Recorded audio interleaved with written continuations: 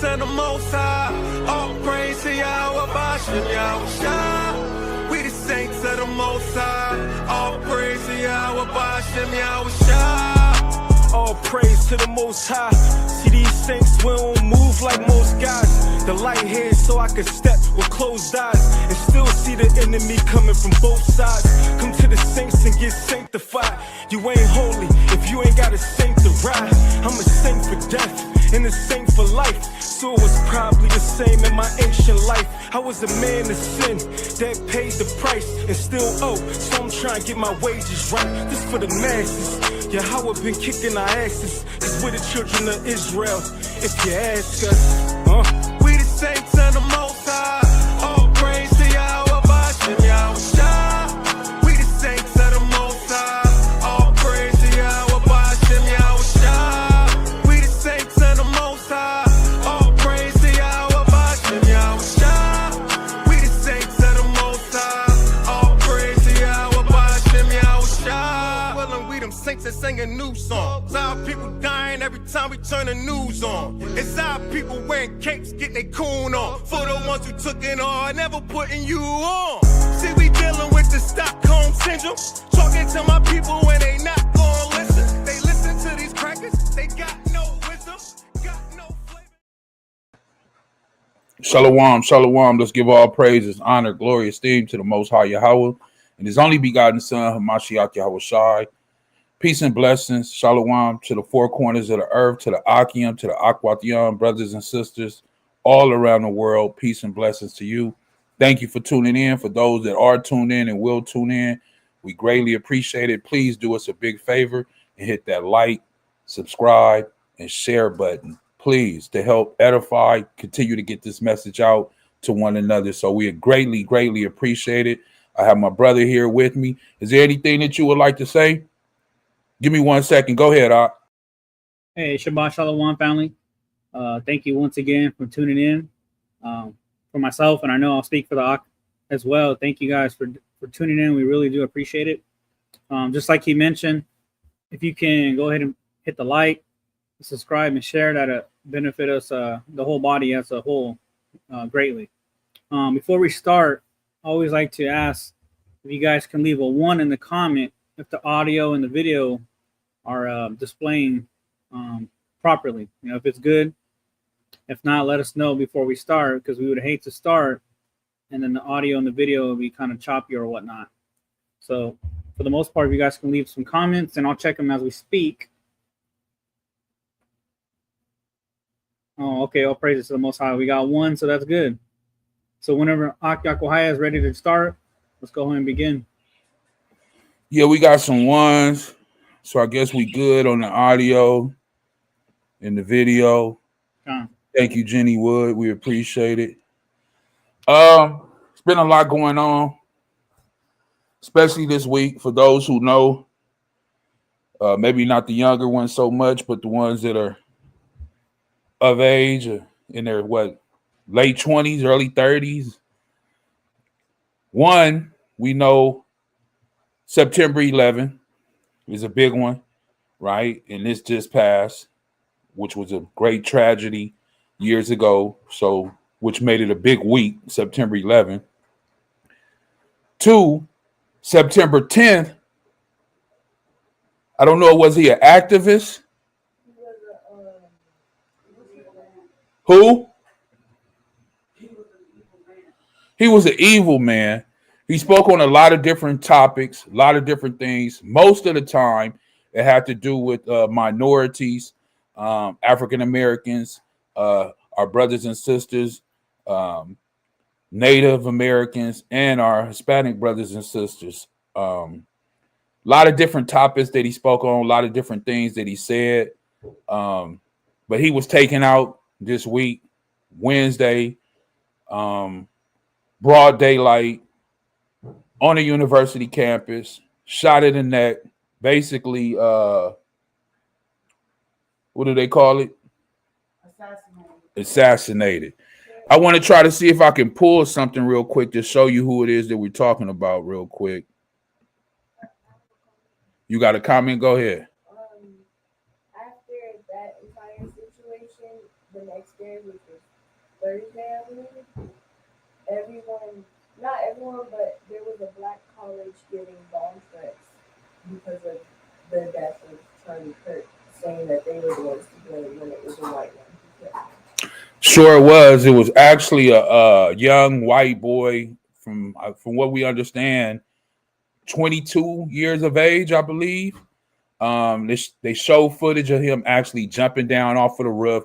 At first, they initially had arrested this old elderly man, and of course, that wasn't him jumping off the roof and things like that. If you could see, you could tell it was an actual young person because it was no ladder or anything. This guy actually ran to the end of the roof and jumped down. I'm surprised he didn't break his leg, but I just want to show this on the screen real quick because there's been a lot going on. They blur out a lot of this stuff, so I'm not sure if this is the actual one that shows, him actually being shot and things like that. But I just want to show you who it is and what it is that we're talking about. And all this happened this past week, right? Here we go. I'm going to press play. Hey, stop, folks. Stop. Back up.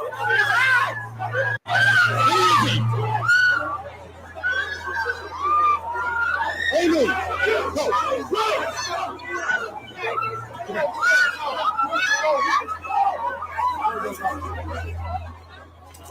Oh my gosh.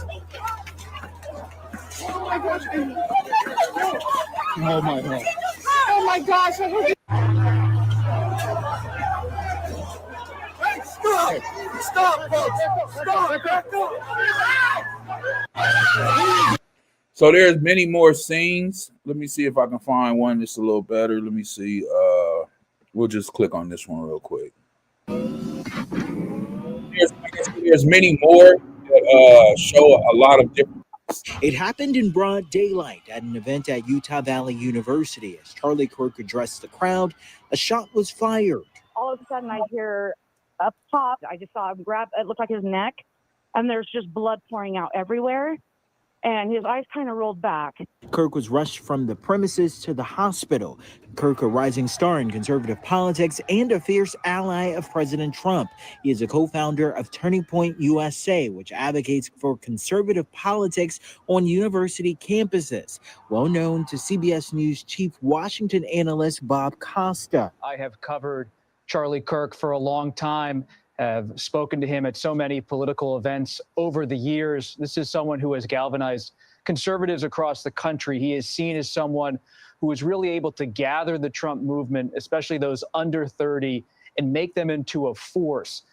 Especially those under 30, right? So anyway, I just wanted to show a little bit of that and kind of touch on that subject. That it's been a lot going on. You see the way the world not only is and have been, because he's not the first one, but you see this evil that's present within inside our society.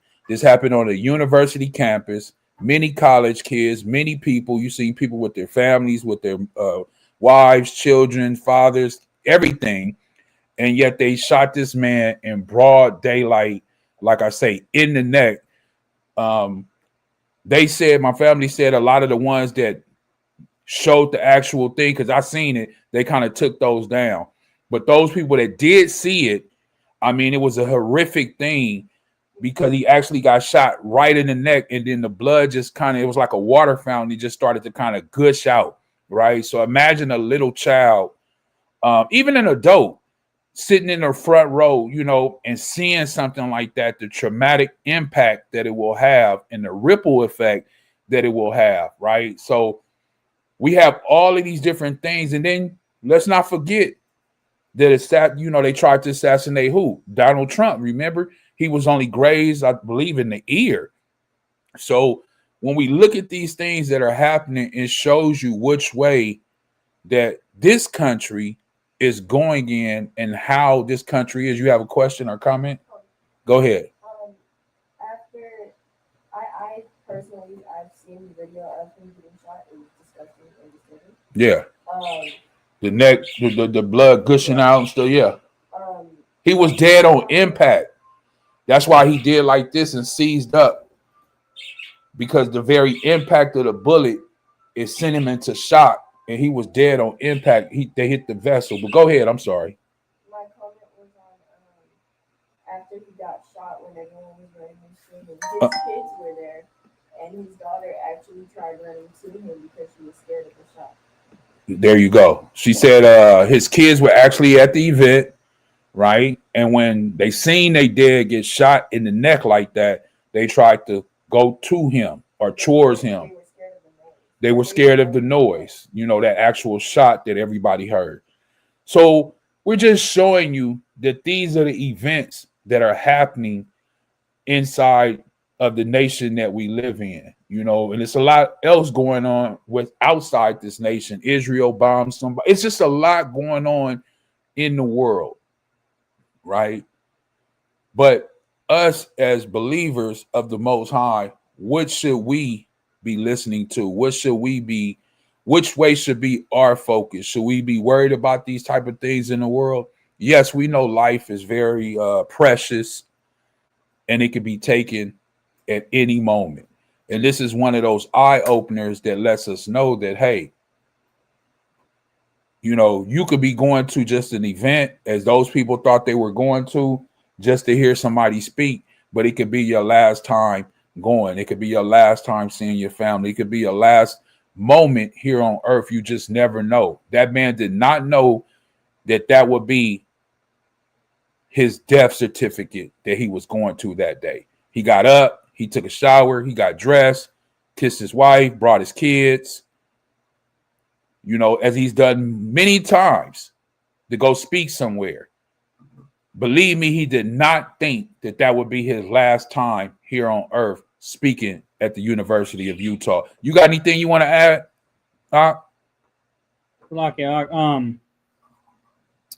As far as the topic at hand, the only thing I'll say is for the brothers and sisters out there that operate on social media or even have platforms like on YouTube or things like that, I just would throw this recommendation out there and would like for you guys just to be mindful on what it is exactly you're posting and what you're saying, and just understand and don't let your feelings get in the midst of how you feel or what it is exactly you post. This is internal conflict within those nations outside of Israel. And just remember that this is their business that they're involved in. This has nothing to do with us, even though, yes, he is taking shots at us, because right before he passed away, he was taking shots at us.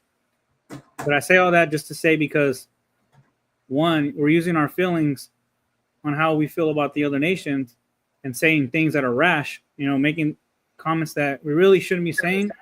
And just like Ak said before, we should really be focusing on what are more important, which is the Most High and the Son.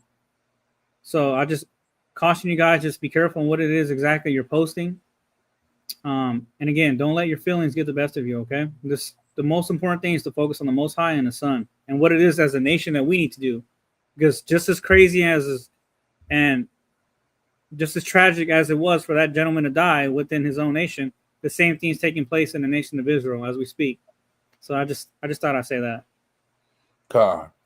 And like I said, we just wanted to touch on this because these are events that happened within this week, and it was a very memorial remembrance week, right? With it being 9/11 and all. For those who lived during that time, actually seen what happened, the impact of the planes hitting the Twin Towers and all of those different things, right? So it was already going to be a sad week, you know, in America because of what happened for 9/11. Now, this happened the day before 9/11, which is September 10th. So this day, whether you believe it or not, since, you know, the type of person he was in the country, this day will always be remembered by those people as before 9/11, this happened on September 10th too, right? As they lowered the flags and things like this. But as we go into this lesson, we see the title. Let's go into that. Yahawah High Holy Days. What does the Bible say about his high holy days? And this whole thing today will be about what? Remembrance, right? That's what this whole platform lesson everything that we're going to bring out will be about what? Remembrance, because that's what the Most High wants us to do. He wants us to remember him as we come live here on this earth. And the reason why he wants us to remember him is so when we leave this earth, we can come back to him and be with him, right? So let's get into some scriptures. I guess we might as well bust it wide open. Let's go to Exodus chapter 5. I already got it on the screen. Let me share it. Exodus chapter 5. And we'll start at verse 1. And we'll read down a few verses. We're not going to read the whole thing, but we'll read a few verses. Go ahead. Book of Exodus, chapter 5, verse 1. And afterward, Moses and Aaron went in and told Pharaoh, Thus saith Yahweh Allah of Israel, Let my people go, that they may hold a feast unto me in the wilderness. And Pharaoh said, Who is Yahweh, that I shall obey his voice to let Israel go? I know not Yahweh, neither will I let Israel go. Verse 3. And they said, The Allah of the Hebrews have met with us. Let us go, we pray thee, 3 days' journey into the desert, and sacrifice unto Yahweh Allah, lest he fall upon us with pestilence or with the sword. And the king of Egypt said unto them, Wherefore do ye, Moses and Aaron, let the people from their works get you unto your burdens? So we see here in verse 1, 2, and 3 a conversation between who? Moses, Aaron, and the Pharaoh of what? Egypt, right? And in this, the Most High Moses basically proclaims who the Most High is and what the children of Israel want to do, right? They want to go, they want to sacrifice, they want to hold what? A feast in verse 1. That's what this whole thing is about. This lesson today will be about feast. Why is it important that they hold a feast? Why is it important that we remember those feasts and keep those feasts even to this day? Well, as the Ox said a few weeks back when we was doing the lesson, it's an appointed time, right? It's an appointed time. And we can see here the children of Israel in slavery, they were not keeping the feast. But yet the Most High wanted them to do it. Was one of the first things that the Most High had ordained for Moses and Aaron to go to the Pharaoh and ask him, right? We already know that the Most High said he wasn't going to let you go or let them go. But this is what he asked. He wanted them to keep a feast. Let's click on that word feast real quick and see what it actually says, right? Here it is. It's the Hebrew 22. Strong's H2287. Chagag. Chagag. So the outline biblical usage says to hold a feast, hold a festival, make a pilgrimage, keep a pilgrim feast, celebrate, dance, stagger, right? A primitive root. To move in a circle. An example, to march in a sacred procession, I believe. Yeah. To observe a festival, right? So this is what it's supposed to be, like a happy time. Celebrate, right? They dance, they stagger, they're having a good time. But who is this? Who is it a celebration to? It's a celebration to who? The Most High. He wants us to remember the actions and the things that he does, right? It's all about remembrance. Even when we go here, let's go to Exodus 20 real quick. Still in the same book. We just jumping over a few chapters. Exodus 20 in the commandments. We'll read it from the top. Exodus 21 to about verse 8. Come. The book of Exodus, chapter 20, verse 8. And the Most High spake all these words, saying, I am Yahweh Allah, which have brought thee out of the land of Egypt, out of the house of bondage. Thou shalt have no other deities or gods before me. Thou shalt not make unto thee any graven image, or any likeness of anything that is in the heaven above, or that is in the earth beneath. So that is in Salakia. No, go ahead. I'm sorry, I didn't mean to cut you off. Go ahead. Or that is in the water under the earth. What I was gonna say, Salaki, is that he's giving us instructions, right? He's giving us instructions. Verse 2, he lets us know which have brought thee out of the land of Egypt, out of the house of bondage. So he's letting us know that he saved us right then and there. And he's putting a stamp on it when you read it from the beginning. I am Yahawah, thy Allah. For those who don't know what the word Allah means in Hebrew, it means power. So he's letting you know that I, Yahawah, that he is Israel's power. And he brought them out of the land of Egypt. Bondage, slavery. Now, is that Egypt? Yeah, they were in Egypt at a particular point in time. But right now, we are in the secondary Egypt, which just means what? Bondage. I'm glad it's right here where you could just know that when you're in bondage, you're in Egypt. And the way that you can get free from bondage, slavery, any type of mindset like that, the only way that we can get free is to what? Go to the light, which is the Most High. And his only begotten son, Mashiach Yahushua. In so doing, verse 3, he establishes in order to be free from this type of bondage, verse 3 says, thou shalt not have no other what? Deities before me. That's what the Ak just brought out, right? Then he goes into what type of deities. Because remember, the children of Israel, they're coming out of a place that has a lot of what? Graven images. We see that today, 2025, that people are going back and digging up stuff, and they find all kind of things over there in Egypt, right? Statues and things that they find mummified and all that. Anyway, let's go to verse 5. Verse 5. Thou shalt not bow down thyself to them, nor serve them. For I, Yahawah Allah, am a jealous Allah, visiting the iniquity of the fathers upon the children unto the third and fourth generation of them that hate me. So he's establishing here that he's a jealous. Now imagine you meeting somebody and you dealing with this person or this individual. And one of the first things they tell you is that they are a jealous person. How would you look at this individual? Would you second guess? Would it make you look at this person a little differently? They're telling you off the top, listen, I'm a very jealous person. And for those people who know what jealousy is, that's a scary thing. Because a jealous person can do anything.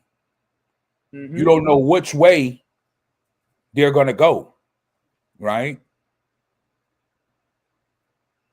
So that could be a scary environment to be around somebody or be with someone who's jealous.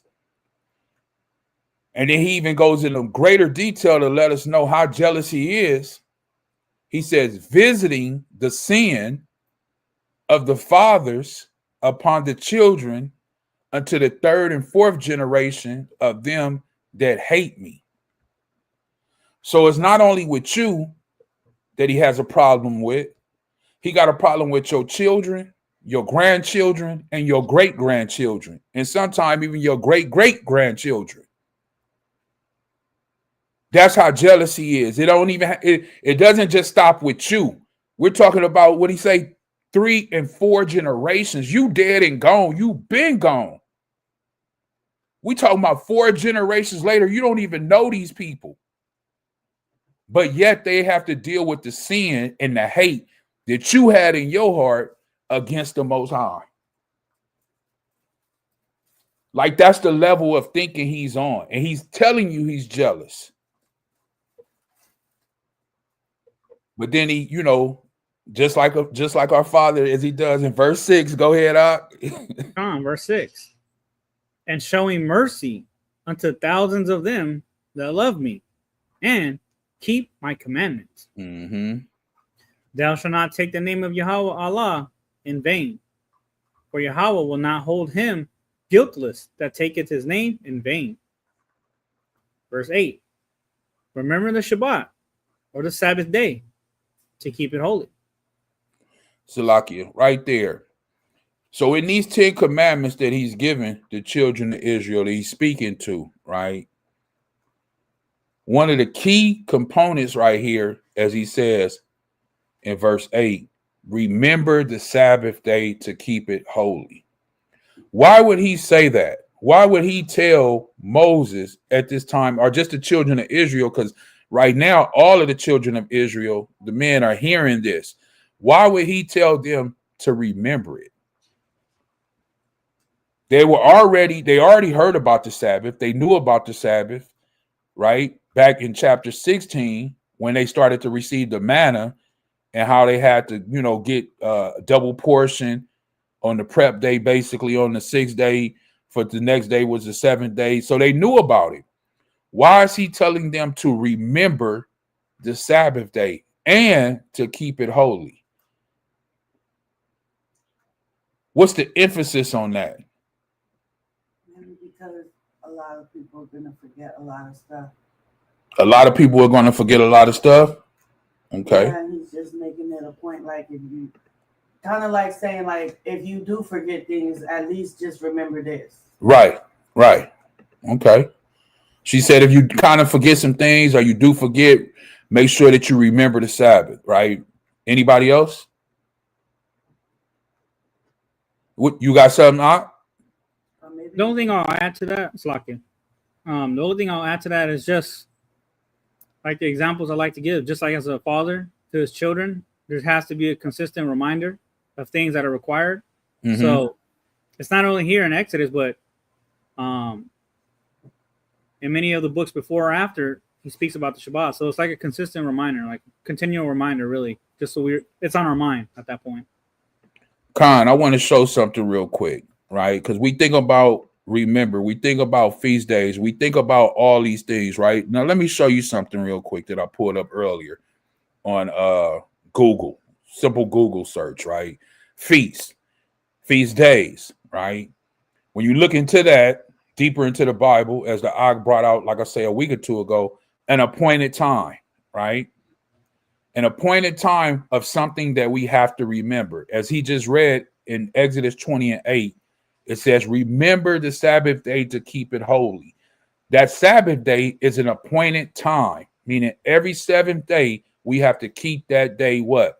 Holy. And he wants us to remember it. If you can read that octus on the screen, let me know if you can see it.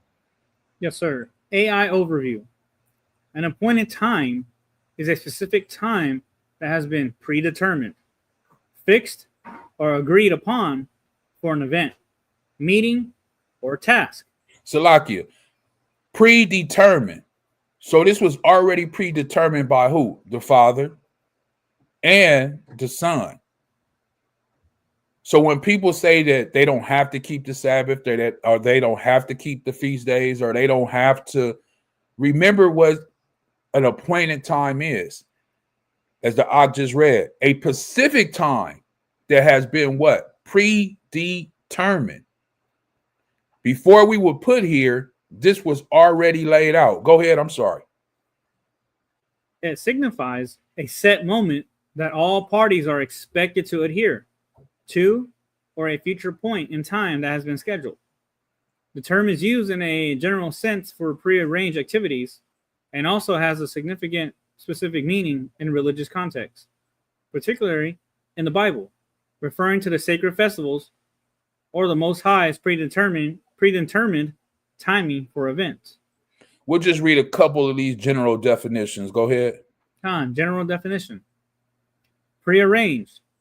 A time that has been decided or scheduled in advance. Fixed. A specific moment that has been set for something to occur. Expected adherence.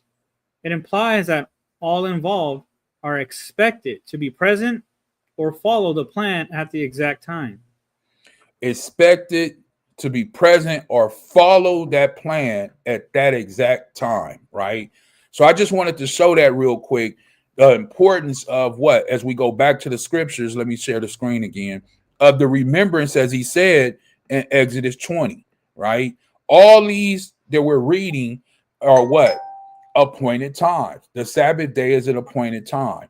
Now, we're going to jump a little bit and we're going to move to the book of Deuteronomy real quick, right? And we'll bring this out. Deuteronomy chapter 16. Please bear with us. If those are following along in their Bible, please open your Bible up and go to Deuteronomy chapter 16. And as you can see on the screen, it says the feast of Passover, of weeks, and of booths, right? So this is kind of what the lesson is about. Yes, it's about the holy days, the feast days of the Most High Yahawah, but also in more in depth, a little bit of that. Why do we have these feast days, right? What's the significance behind them? Why do we have to continue to memorialize or remember these things for the Most High? Is it for the Most High? Is it for us? You know, like, so I want to kind of get into that. Deuteronomy 16, and we'll jump down to about verse 13. That's where we'll start at. John, the book of Deuteronomy, chapter 16, verse 13. Thou shalt observe the Feast of Tabernacles 7 days. After that, thou hast gathered in thy corn and thy wine. And thou shalt rejoice in thy feast, thou and thy son, and thy daughter, and thy manservant, and thy maidservant, and the Levite, the stranger, and the fatherless, and the widow that are within thy gates. So right here, we see a lot going on, right? We have to observe the Feast of Tabernacles. Even, you know, for those who know in the kingdom, we will still be keeping the Feast of Tabernacles, right? But in verse 14, it says, and thou shalt rejoice. So it's a very joyful time. This is a appointed time that the Most High wanted this to be what? Very joyful. For who though? It says not only for you, but for your sons, for your daughter, for your servants, your maid servants, the Levite. Here it is right here, you know, a big one. The stranger, letting you know that there are going to be strangers amongst us, right? There and now, then, whenever, there's always strangers, meaning non-Israelites, amongst Israel. You also have the fatherless, children that may not have a dad around, or they lost their dad, and a widow that are within the gates, right? Everybody know what a widow is, a woman that lost her husband. He passed away for any reason, right? So he's letting us know that this is a very rejoices and joyful time. Verse 15, Con, verse 15. 7 days shalt thou keep a solemn feast unto Yahawah, thy Allah, in the place which Yahawah shall choose, because Yahawah Allah shall bless thee in thine increase, and in all the works of thine hands. Therefore thou shalt surely rejoice. 3 times in a year shall all thy males appear before Yahawah Allah, in the place which he shall choose, in the feast of unleavened bread, and in the feast of weeks, and in the feast of tabernacles. They shall not appear before Yahawah empty. Verse 17. Every man shall give as he is able, according to the blessing of Yahawah Allah, which he hath given thee. Now, Salakia, 16 and 17, it says 3 times a year, all males have to appear. So no matter where you at as a child or a man of Israel, you have to appear before the Most High 3 times a year. Now, why is that so? Why do you have to make that pilgrimage? You know, if you didn't live there, or if you did live there, you know, you didn't have to really go nowhere, you was there. But for the ones that didn't live there in that area, and we know it was a lot of Israelite men who didn't live there in that area, why did they have to make this pilgrimage 3 times a year, right? You're commanded 3 times a year, all males, not the women. But why did the male have to come and appear? Right? Question. Let's jump over to chapter 8. Or should I say, let's jump back in Deuteronomy chapter 8. Remember the question. Let's see what the Most High says about some of these things in Deuteronomy chapter 8, right? The question is, why did Israelite men have to report back to the Most High in Jerusalem 3 times a year, right? In those particular feasts. It's a remembrance to it. He wants you to remember something. Just like us right now in 2025, if we don't hearken, if we don't take our daily bread, if we don't read and study our daily bread, our word, and we leave it to the side and we don't spend any time with it or hearken to it, then what happens? You tend to what? You start to forget. And the Most High doesn't want you to forget. He wants you to remember. So once again, Deuteronomy chapter 8, and we'll be starting at verse 1, and we're going to read it all. Go ahead. The book of Deuteronomy, chapter 8, verse 1. All the commandments which I command thee this day shall ye observe to do, that ye may live and multiply, and go in and possess the land which Yahweh sware unto your fathers. And thou shalt remember all the way which Yahweh Allah led thee these 40 years in the wilderness, to humble thee and to prove thee, to know what was in thine heart, whether thou wouldest keep his commandments or no. And he humbled thee and suffered thee to hunger, and fed thee with manna, which thou knowest not. Neither did thy fathers know, that he might make thee known that man doth not live by bread only, but by every word that proceeded out of the mouth of Yahweh doth man live. Salaki. Now, for those who know that, this is Yahweh Shai, Hamashiach, who the world calls Christ, the anointed one, the Savior. He is quoting in the New Testament, Matthew 4:4, when he makes this thing, when he's talking to who? Satan, Hasatan, and he tells Satan, Hasatan, that man doesn't live by bread alone, but what? Every word that proceeded out the mouth of the Most High. So that very verse in Matthew chapter 4, verse 4, this is what he's quoting here in Deuteronomy chapter 8, verse 3, right? For those who didn't know, now you know, right? Now, just a quick second, verse 2, it says, and thou shalt remember all the way which Yahweh thy Allah led thee these 40 years in the wilderness. To do what? Humble thee, prove thee, and know what was in your heart. But one thing he wants you to do is what? Remember. Remember the Sabbath. Remember these 40 years, right? And he's doing all this for what reason? To know what's in our heart. Just wanted to bring that out. Let's keep going. Verse 4. Verse 4. Thy raiment waxed not old upon thee, neither did thy foot swell these 40 years. Thou shalt also consider in thine heart that as a man chasteneth his son, so Yahweh Allah chasteneth thee. Salakia. We was talking about this before we went live, right?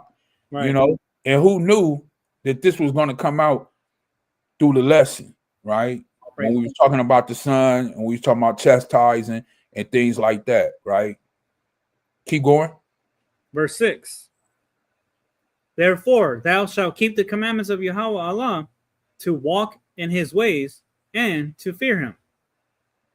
For Yahweh Allah bringeth thee into a good land, a land of brooks of water, of fountains, and depths that spring out of valleys and hills, a land of wheat and barley and vines and fig trees and pomegranates, a land of olive oil, olive, and honey, a land wherein thou shalt eat bread without scarceness. Thou shalt not lack anything in it, a land whose stones are of iron, and out of whose hills thou mayest dig brass. When thou hast eaten and art full, then thou shalt bless Yahweh Allah for the good land which he hath given thee. Verse 11. Beware that thou forget not Yahweh Allah, and not keeping his commandments, and his judgments, and his statutes, which I command thee this day. Salaki, we have to focus on verse 11. Not too long, but just as he says, beware. Just like that dog sign out people got on their yard or their fence. Beware, it's a dog in here, right? Take caution, that you don't do what? Forget. This is why he's always screaming, remember. Because we know Israel, we'll just say all believers tend to what? Forget. We do. Any man or woman that says that don't forget, they forget. Right? You forget certain things. You got a comment? Go ahead. Yeah, I was gonna say it's almost like even though you have some people who don't know like Yahweh by his name or Yahweh Shai by his name, how they be like the Lord or things like that. Right. They don't know the Hebrew name, so they say the Lord. Right. Right. Things like that. Regardless, or even like regardless who you talk to, like in this scripture, how it was saying to remember that he brought you out, that he did this, that he did that. In the sense to present day, anything that a person had been struggling with prior, that he has delivered them from, that's also like a similarity to that. Yeah. Because regardless, we wasn't alive back then in those days. Right. But in my 43 years, I can say I know I'm old. I can say in the beginning, like it was rough, even when I didn't know the Most High. Right. Even though I was raised with some type of foundation, there was something there that it did resonate with me. And everything that I had been through, he's the one that brought me through all of those things. Hey, can you cover him up right now? He just going on. He just going on one. So like when it says to remember that, and it don't matter how old you get, you always go back to, man, I remember when I was broke and I was homeless and I was this and that. Like he brought me through all that, and it's like, don't forget that. Don't forget it. At any given time, you can be right back into that. Definitely. For those who may not have heard all she said, just a brief, basically what she was saying, through the course of your life, you know, he's freed you from things and brought you through things, you know, and as it's saying this message, don't forget those things. Remember that those trials, hardships, things that you went through to get where you at today, don't forget. And also, which is a big thing, because these are some of the things that we tend to do and have done, you know, and I have done these things. Don't go back and build up the things that you have tore down, right? Meaning you came out of that hole, he brought you out of that hole, and like how the children of Israel, once they were out of slavery, because that's what they wanted, is to be out of slavery. But then when they got out of slavery and they was in the wilderness and it wasn't kind of like how they thought it was going to be or what it should be, they were asking and kind of begging to do what? Go back into slavery. They felt that they had it better there. Ungrateful, you know. So don't be ungrateful of what he has, like she was saying, brought you out of. You know, remember that he brought you out of that. Remember that he made you a better person, and don't build back up the things that you have tore down. You know, the things that you have let go of. Don't let them come creep back in your life, and then, you know, you have to work even harder to tear it down, or may not be able to tear it down. This is why the Most High doesn't want us to forget, right? And this is why you have to be, what my opinion is, and this is only my opinion, that no matter what type of life a man is living and what he's doing or going through, he has to come back 3 times a year to Jerusalem before the Most High. And that's kind of one of those things where if you are doing something or some things are going on or you're not quite right, you know, you're going to go in front of the Most High, and now you're around all your brethren. You're around the Most High, and things are going to be put forth and seen now, because now you're in front of the Most High, and it brings you into the remembrance of how things not only you should be, but how things should be. And we're going to read a little bit of what I'm trying to bring home in a second when we jump to the book of Nehemiah. But just bear with me for a second.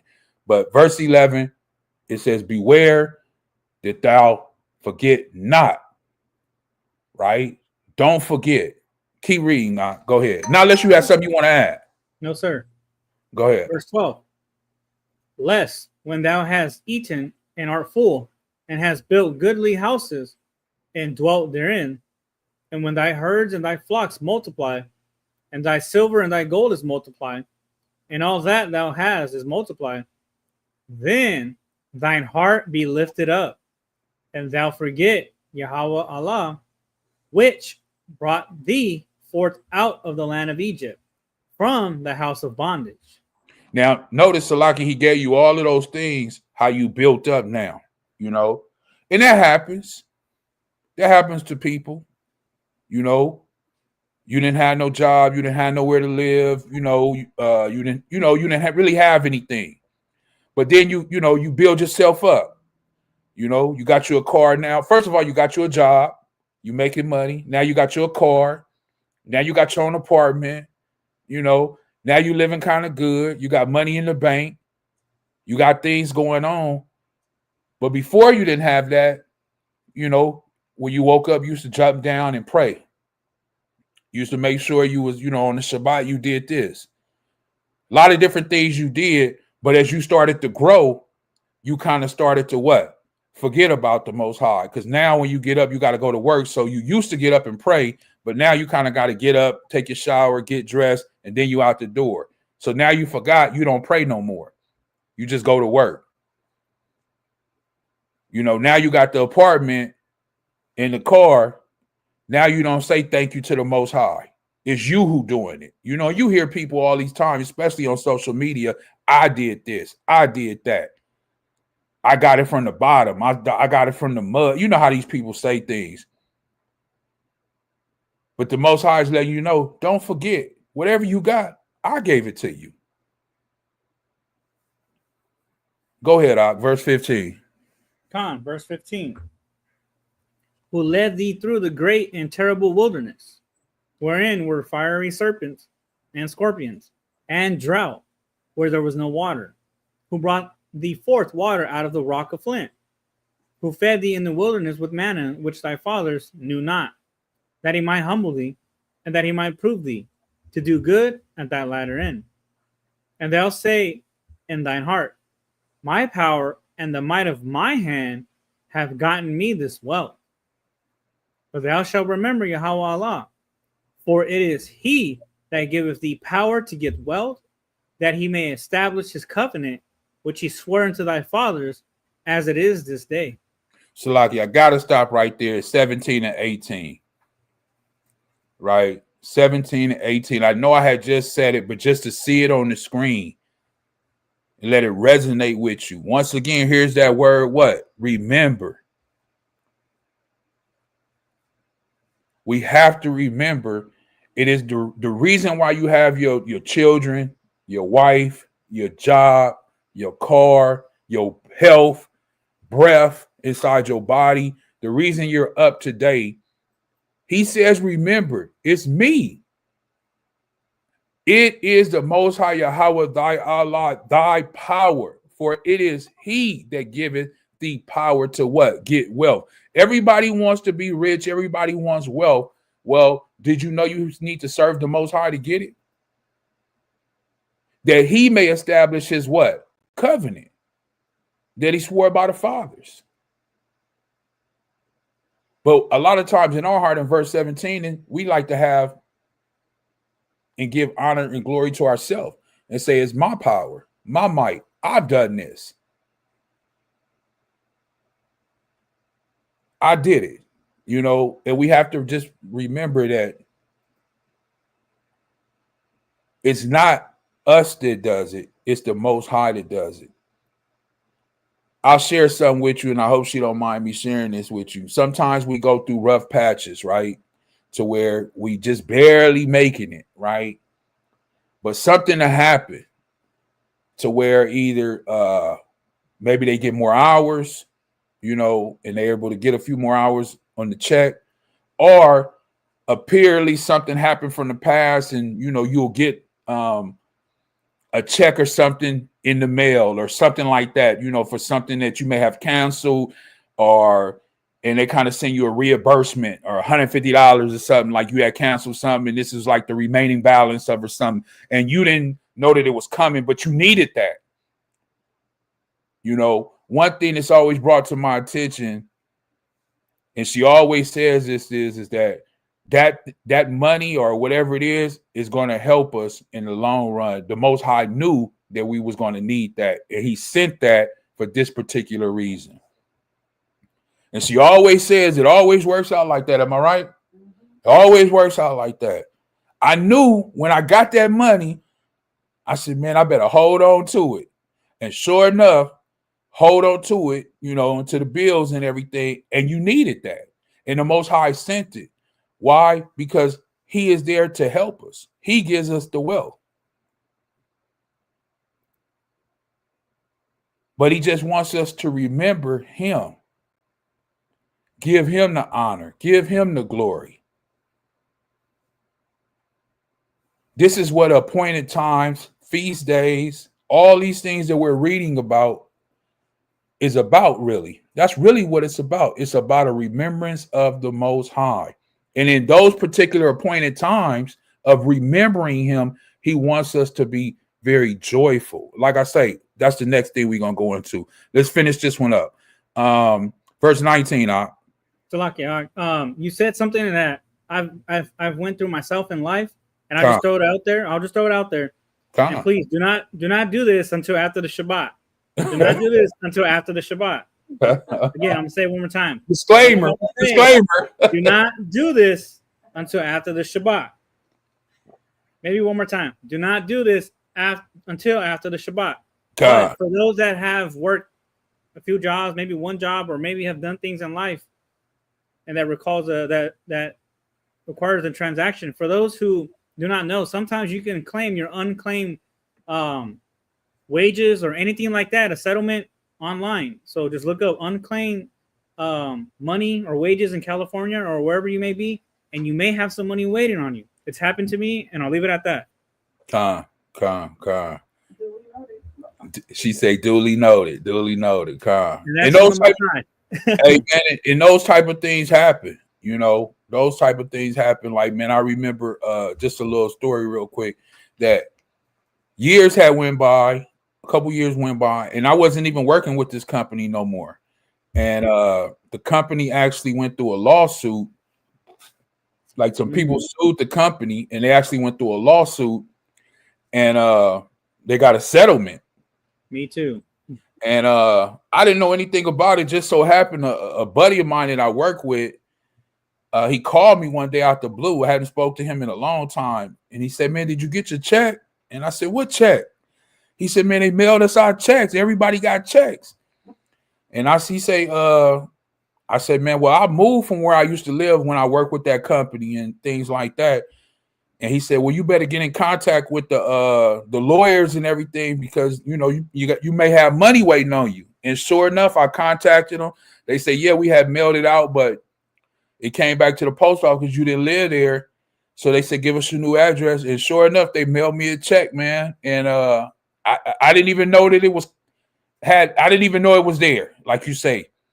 And I ain't gonna say how much it was for, but I was very, very thankful. Very thankful, So like the Ox said, it is possible that you got money out there in your name that you don't know about, So after the Shabbat, check that. After the Shabbat.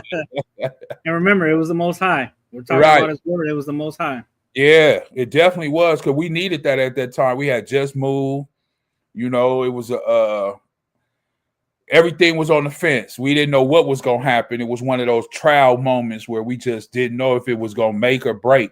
So that was like one of those things. It was like, man, yes, I needed that. It gave us another 30 days. We knew we could cover rent. Everything was good. We could put food in the house, and we could go another 30 days. Because at that time, I think we was going month by month, right? Yeah. And we just didn't know what was going to happen, you know. But like you say, the Most High did it all, man. It all worked out, and that was only the Most High, because we surely did it on the on a humbug, really, on a prayer, not a humbug, on a prayer, but that was really on a prayer. That was one of the first times, me personally myself, that I went out on a ledge on a prayer. And we just didn't know how. It was like basically going to get an apartment. For those who know what I'm talking about, basically going to get an apartment, and you was able to pay, you know, to move in first and last month rent, but you didn't have no job. You didn't know how you was gonna pay the next month. You didn't have anything, you know, but you was just able to get in the apartment, and you got in there, and it was like, man, how am I gonna handle next month? And then out the blue, one of my ex-coworkers called me and say, hey, did you receive that check? And I'm like, what check? He's like, oh, man. So that gave, like I say, another 30 days, because now I had rent. So it was like, oh, man, thank you for that. You know, so when I look back, that was the Most High prolonging, you know, the situations until he can work out some other things. So all praises, man. All praises to the Most High. Yeah, definitely. Verse 19. Yeah. Verse 19. And it shall be, if thou do at all forget Yahweh Allah, and walk after other deities, and serve them, and worship them, I testify against you this day, that ye shall surely perish. As the nations which Yahweh destroys before your face, so shall ye perish, because you will not be obedient unto the voice of Yahweh Allah. So that's what the Most High wants. He wants us to be obedient to him, right? This is what he wants. And he doesn't want us to do what? Forget him and start to worship other what? Deities, other gods, as you may say. Just nobody else but him, not even yourself, right? So as we was going through all this, I kept saying we was going to touch on these things. Let's go to Nehemiah real quick. You know, that kind of that last verse, number 20. Number 20. You want me to go back to it? No, I'm just saying it reminds me of what's going on out there in what is it, how he's destroying that nation. Right. He's destroying the nation. Yeah. Right in front of our eyes. Right. And that could be us. Yeah, definitely. Definitely.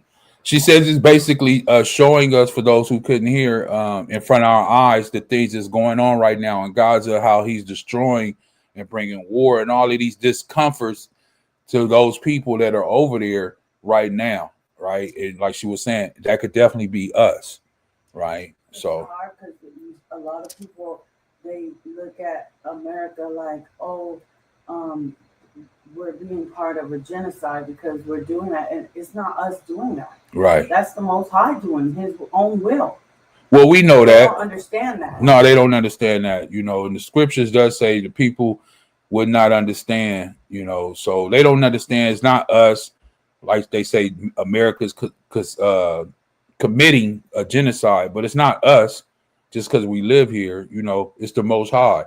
All these things are predestined and predetermined at appointed times, right? And we read that and we all throughout the Bible, even by our brother Ezra, right? And this is where we're going to be reading Nehemiah chapter 8, and we're going to read it all. Well, not all, but we're going to read down, right? Because it got some great understanding in here about remembering the Most High and not forgetting his appointed times, his feast days, and all of these things, and how it's a very rejoiceful and joyful time. Go ahead, Op. The book of Nehemiah, chapter 8, verse 1. And all the people gathered themselves together as one man into the street that was before the water gate. And they spake unto Ezra the scribe to bring the book of the law of Moses, which Yahweh had commanded to Israel. And Ezra the priest brought the law before the congregation, both of men and women, and all that could hear with understanding upon the first day of the 7th month. And he read therein before the street that was before the water gate, from the morning until midday, before the men and the women and those that could understand. And the ears of all the people were attentive unto the book of the law. Now, Salakia, for those who don't know, that may have missed that, it says at the end of the verse 2, upon the first day of the 7th month. We know that to be what? Anybody? Trumpets. Trumpets, right? It's the feast of what? Trumpets. So that's a feast. It's an appointed time, right? And this is why he's doing this, because at this appointed time, Ezra the priest is bringing forth what? The law. To make people what? Remember the Most High's word. And he's doing it on a feast day and on an appointed time. Verse 3, it says he read from morning until midday. So he's reading probably from about 7 in the morning to about what? 12, 1 o'clock in the afternoon, right? Most of the time now, people can't even sit down for an hour and hear people read the Bible. Here it is. These people were there all day. It says morning until midday. And their ears were very what? Attentive, meaning they were hearkening. They were really listening to what? The book of the law. Go ahead, Op. Verse 4. And Ezra the scribe stood up upon a pulpit of wood, which they had made for the purpose. And beside him stood Mattatiah and Shema and Ananiah and Uriah and Hilkiah and Messiah on his right hand. On his left hand, Pedaiah, Mishael, Malachiah, and Hashem, and Hashbadana, Salakia, Zechariah, and Meshullam. Got to work on my Hebrew. Verse 5. And Ezra opened the book in the sight of all the people, for he was above all the people. And when he opened it, all the people stood up. And Ezra blessed or Barak Yahweh, the great Allah, and all the people answered. I'll leave that alone. Some people will say amen, with lifting up their hands, and they bowed their heads and worshiped Yahweh with their faces to the ground. Salakia. Now, right here where he says some people say this, we don't say this, but the word in the Hebrew we use is amawah, right? But in this term right here, when you see this, if you don't want to say that actual, word, you can just say so be it or let it be, because that's what the word actually means, right? This is why when people say a prayer, they say this afterwards, and all it means is so be it or let it be, right? Because a prayer is somewhat of a petition to the Most High, right? Go ahead, Ak. Verse 7. Also, Jeshua, Benai, Sherebiah, Jamin, Akub, all these names we're gonna go and skip by. Right. No, I hear you. You can start right there, and as the Levites call. Yeah. Salakia, for those who may be able to pronounce it a little better, I'd rather not butcher it. Right. But continuing, and the Levites caused the people to understand the law, and the people stood in their place. Verse 8. So they read in the book and the law of the Most High distinctly, and gave the sense, and caused them to understand the reading. Verse 9. And Nehemiah, which is the Tishrite, and Ezra the priest, the scribe, and the Levites that taught the people, said unto all the people, this day is holy unto Yahweh your Allah. Mourn not, nor weep, for all the people wept when they heard the words of the law. Verse 10.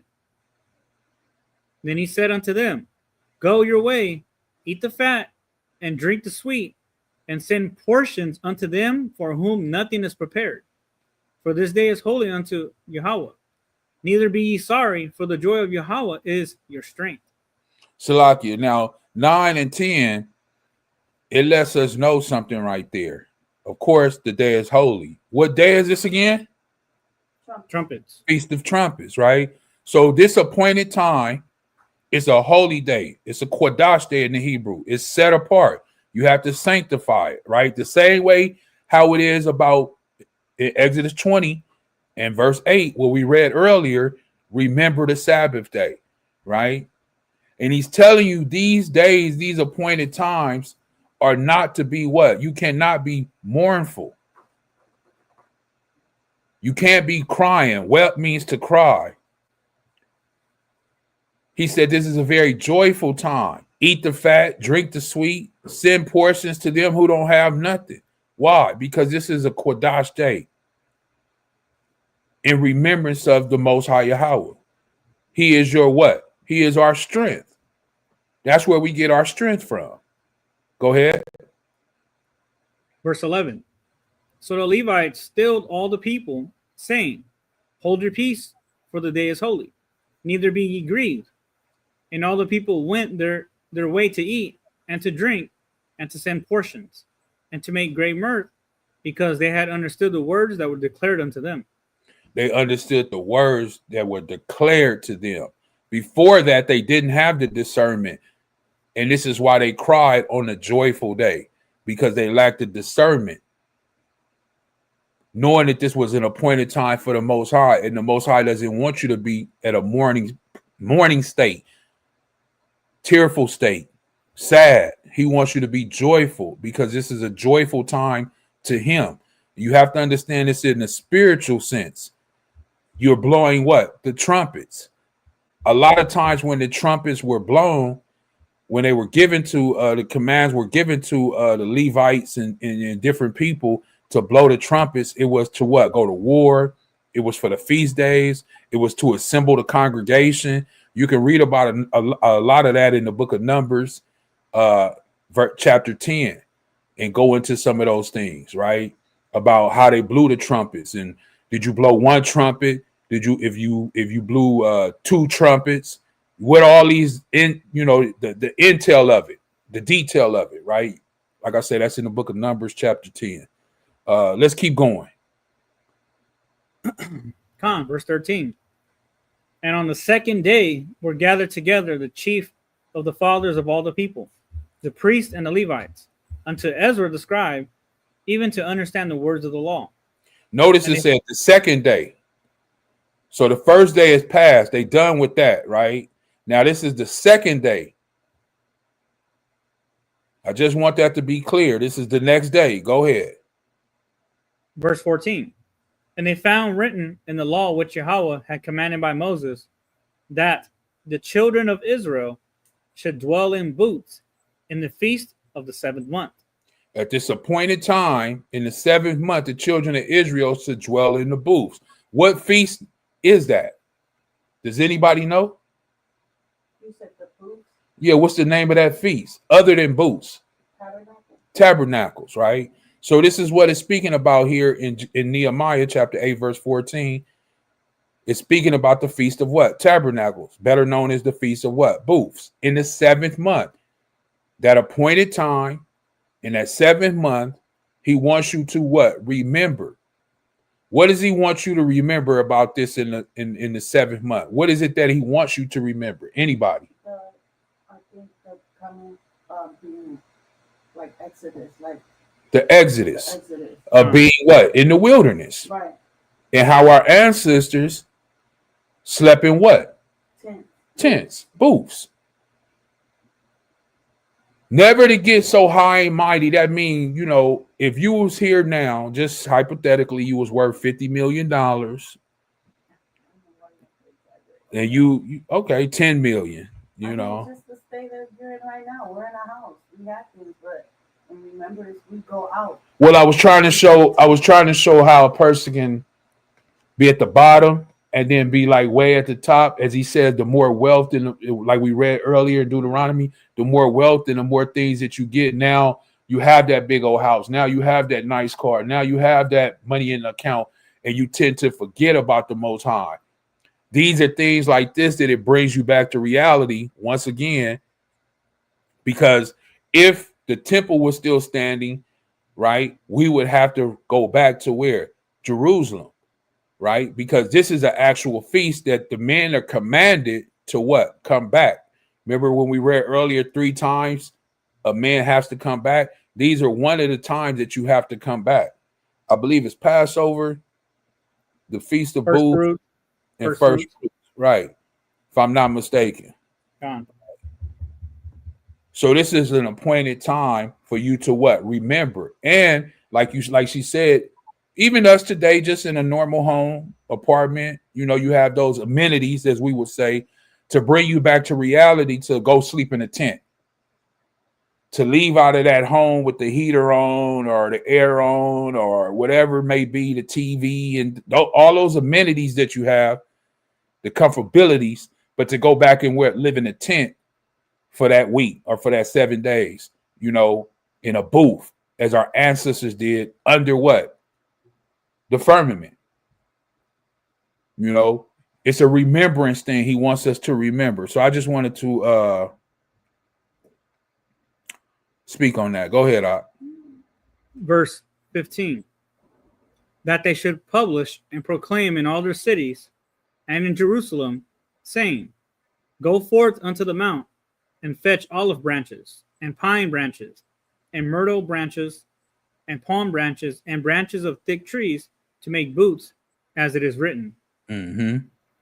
So the people went forth and brought them and made themselves boots, every one upon the roof of his house and in their courts, and in the courts of the house of the Most High, and in the street of the water gate, and in the street of the gate of Ephraim. So they did them on a house, in the courtyards of the house, or even just in the street. Now, the street of Ephraim or the street gate of Ephraim, I don't know what that is. So I don't know if that's a street leading to the tribe of Ephraim. I don't know. But whatever it was, it's a street of a gate, and it's Ephraim, right? And we know it says the street of the water gate. So I would just assume that it's in the street. And they made booths in the street. You know, I can't say with the certainty, but a street is a street from what we know. Go ahead. Verse 17. And all the congregation of them that were come again out of the captivity made boots, mm-hmm. and sat under the boots. For since the days of Jeshua, the son of Nun, unto that day had not the children of Israel done so. And there was a very great gladness. So they hadn't kept the Feast of Tabernacles since who? Joshua, the son of Nun. So after Joshua died, the children of Israel didn't keep the Feast of Tabernacles until now, when Nehemiah and Ezra is bringing this forth. That's a long period of time. Notice what it says when they came out of what? Captivity. So in captivity, we lose those things. This is why he's always telling us to remember, right? And even in our captivity, he wants us to remember him. He wants us to remember his feast days, his appointed times. It's all about remembering the Most High and his appointed times and what he has done. Verse 18. Verse 18. Also, day by day, from the first day until the last day, he read into the book of the law of the Most High. And they kept the feast 7 days. And on the 8th day was a solemn assembly according unto the manner. Con. And that's in the book of Nehemiah. We read from 1 to 18. We're going to jump over a little bit. Bear with me. And we're going to go to the 1611 King James Bible. And we're going to go to the book of Tobit real quick, right? Because I spoke about this a little bit, even in our captivity. And Tobit is doing this in his captivity, right? And we're going to read a little bit about that. Once again, 1611 King James Bible. You can order them online. If you can't afford one, contact us. We'll help you get one. But they do have it online, as you see on the screen. And you can always use it online, as you see on the screen. And it has the 14 books that was taken out in the 1800s of the King James Bible. This is why I encourage you to get you a 1611 so you can have these extra 14 books that were taken out by the Catholic Church, or truthfully, the Protestant Church, right? Where I want to start at? Well, this kind of goes into his captivity, so you can just start at verse 1, and we'll read down some, and then we'll jump to chapter 2. Go ahead. The book of Tobit, chapter 1, verse 1. The book of the words of Tobit, son of Tobiel, the son of Anael, the son of Adul, the son of Gabiel, and the son of Asael, of the tribe of Naphtali, who in the time of Enemessar, the king of the Assyrians, was led captive out of Tisbe, which is at the right hand of that city, which is called properly Naphtali in Galilee above Asher. I, Tobit, have walked all the days of my life in the ways of truth and justice, and I did many alms deeds to my brethren and my nation, who came to me to Nineveh, into the land of the Assyrians. And when I was in my own country, in the land of Israel, being but young, all the tribe of Naphtali, my father, fell from the house of Jerusalem, which was chosen out of all the tribes of Israel, that all the tribes should sacrifice there, where the temple of the habitation of the Most High was consecrated and built for all ages. Salakia, real quick. So he's establishing and let us know what we speak, Salakia, what we have spoken about today, that what you had to go up to Jerusalem, right, where the temple was. Remember, 3 times a year, all males have to report back to what? Jerusalem, right? And he's establishing that right here in 1 and 4. Tobit 1 and 4. Go ahead, out. Verse 5. Now all the tribes which together revolted, and the house of my father Naphtali sacrificed unto the heifer Baal. Now, if you don't know who Baal is Satan, right? It's just another terminology for Satan, right? It's that statue that they went to sacrifice their children on, and they heated up the statue till it was extremely hot. And then they took their children and laid their children on basically this statue, and it would burn the children alive as a sacrifice, right? So if you didn't know, go ahead, verse 6. Verse 6. But I alone went often to Jerusalem at the feast, as it was ordained unto all the people of Israel by an everlasting decree, having the first fruits and tenths of increase with that which was first shorn, and them gave I at the altar to the priests, the children of Aaron. So right here it says that it was a what? Everlasting decree. So you can't say that these appointed times are done away with. But what you can say is that you're, or I, however you want to look at it, are not going to keep his appointed times. But the appointed times are everlasting decree. How do we know this? Because we just read that he's in what? A captivity. Letting us know even in this captivity, he's still what? Hearkening to the words of the Most High. That's why he says, to start in verse 6, but I alone, on his own, no other brethren with him. There was no other brethren with him. It was just him. He said, but I alone went often to Jerusalem at the feast. Why? Because it was an everlasting decree. And he's making sure that he stays in good standard with who? The Most High. Because the Most High told him to remember those appointed times, which are the feasts, the holy days, right? Keep going on. Verse 7. The first 10th part of all increase I gave to the sons of Aaron, who ministered at Jerusalem. Another 10th part I sold away, and went and spent it every year at Jerusalem. Mm-hmm. And the third I gave unto them to whom it was meet, as Deborah, my father's mother, had commanded me, because I was left an orphan by my father. Furthermore, when I was come to the age of a man, I married Anna of my own kindred, and of her I begat Tobias. Mm-hmm. Mm-hmm. And when we were carried away captives to Nineveh, all my brethren and those that were of my kindred did eat of the bread of the Gentiles. So all the rest of the Israelites, all his brethren, his kindred, right? They ate the bread of who? Those Gentiles. Meaning they started to partake and do things that pertain to what? The heathen. They went along with it. And as he's going to establish right here, I'll just read it. Go ahead, Op. Verse 11. But I kept myself from eating because I remember the Most High with all my heart. And the Most High gave me grace and favor before Enemanessar, so that I was his purveyor. Stop right there. Now, verse 12, we'll just focus on 1 second. It says 11 and 12, but I kept myself from eating.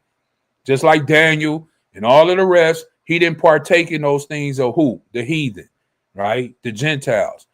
Verse 12 says, because I what? Remembered. I remembered the Most High with all my heart.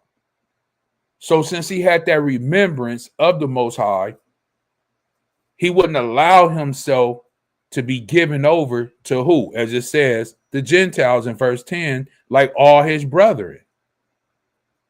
They were all given over. Let's jump over to chapter 2 real quick. Same book. We're just going to go to chapter 2. Tobit, chapter 2. And we'll just read from like verse 1 to about verse 7 or 8. Con. Salakia. The book of Tobit, chapter 2, verse 1. Now when I was come home again, and my wife Anna was restored unto me, and my son Tobias, in the feast of Pentecost, which is the holy feast of the 7 weeks, there was a good dinner prepared me, in the which I sat down to eat. Salakia. Now the whole way this book starts off is captivity and about feast. This is how the book of Tobit starts off, right? Captivity and feast, letting us know that even in our captivity, we are still supposed to what? Remember the Most High, his appointed times, and hearken to his word, even within our captivity. And clearly, as we're going to read, it's going to state that they are in captivity. Israelites are being murdered, slain, and just thrown into the street like dogs, like trash, right? So clearly, they're in captivity. Go ahead. Verse 2. And when I saw abundance of meat, I said to my son, go and bring what poor man soever thou shalt find out of our brethren, who is mindful of Yahweh. And lo, I tarry for thee.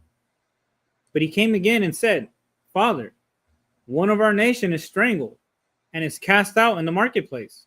One of our fellow Israelite brothers has been strangled to death and cast out in the marketplace like trash, like a dog, like a whatever, right? As he was going to invite people of the poor of his brethren to come and eat on this what? Appointed time, this feast day. Go ahead. Verse 4.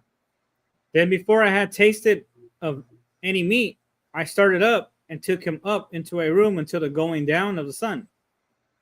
Then I returned and washed myself and ate my meat in heaviness, remembering that prophecy of Amos, as he had said, your feast shall be turned into mourning, and all your mirth into lamentation.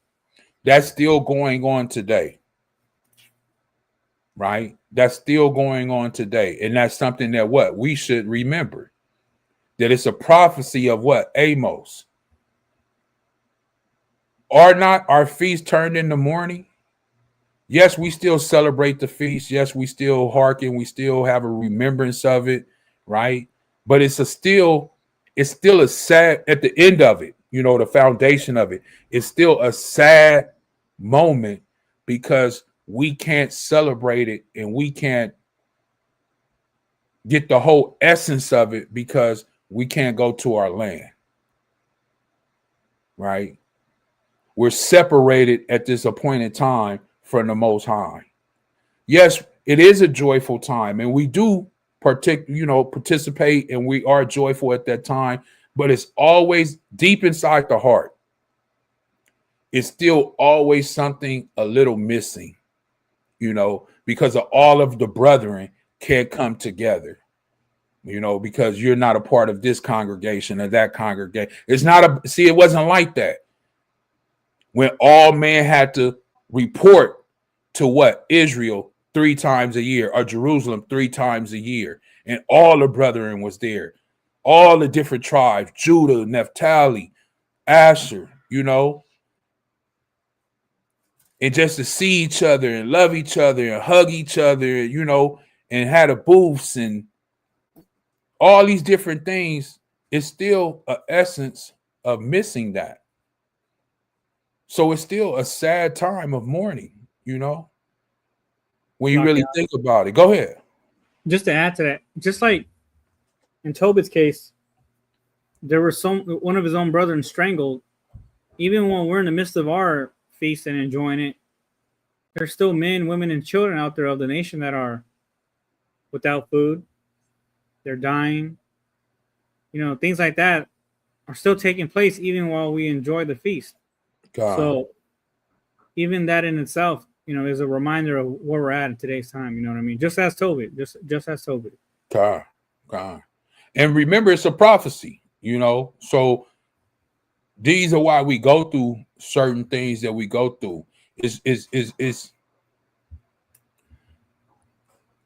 when we think about it, this is why you have that separation of, oh, we keep the feast on this day.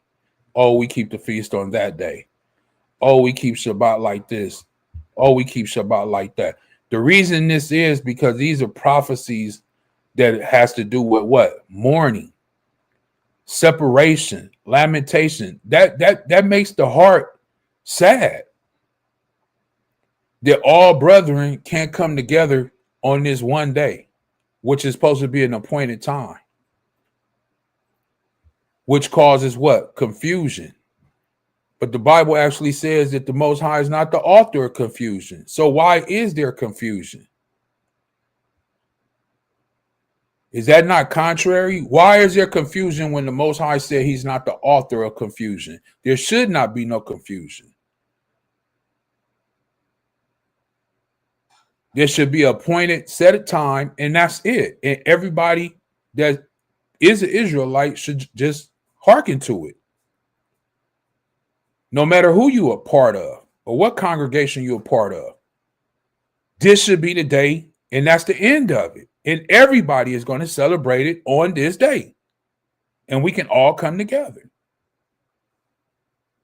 But, you know, this is men and pride, and certain people say they have the true days or the truth, you know, and other people don't. And it's more and more groups growing up like that. One of the Ahchyam just reached out to me the other day and ran into a group as he was coming out the store that approached him with this type of way that they had the truth, and every other Israelite that was not a part of their group out here was Antichrist. And he said he couldn't believe it, you know. And that's how they stand. If you're not with them, kind of like, you know, our other brothers in IUSPK, if you're not with them and under general, you know the name, then you're not in the truth. And there's multiple groups out there like this. So how can we come together when one particular group of men are stating that they only have the truth? There's only one that's truth, and that's a Mashiach Yahawashi. That's it. Go ahead. I was just gonna say that's like having the wheat and the tares. Yeah. That's why we can't. The wheat and the tares. It's gonna look like we're all together, but in actuality, it's not. It's not. You can't pluck them until the end. Right. So the Most High made it to be that way because a lot of people, like you said, think they know the way, they know this, they know that. But even in Scripture, it tells you what not to dwell on. Right. As far as like the seasons and the But you have to grow to that. Because I was like that in the beginning. Oh, if that I ain't keeping it the way I'm keeping it, you know, no. But to me, it's evolving and growing, you know, with the Most High in the Spirit. and not allowing that pride of, like we said, that separation, you know, to overpower and overtake us. You know, it's a humbling thing. Can you humble yourself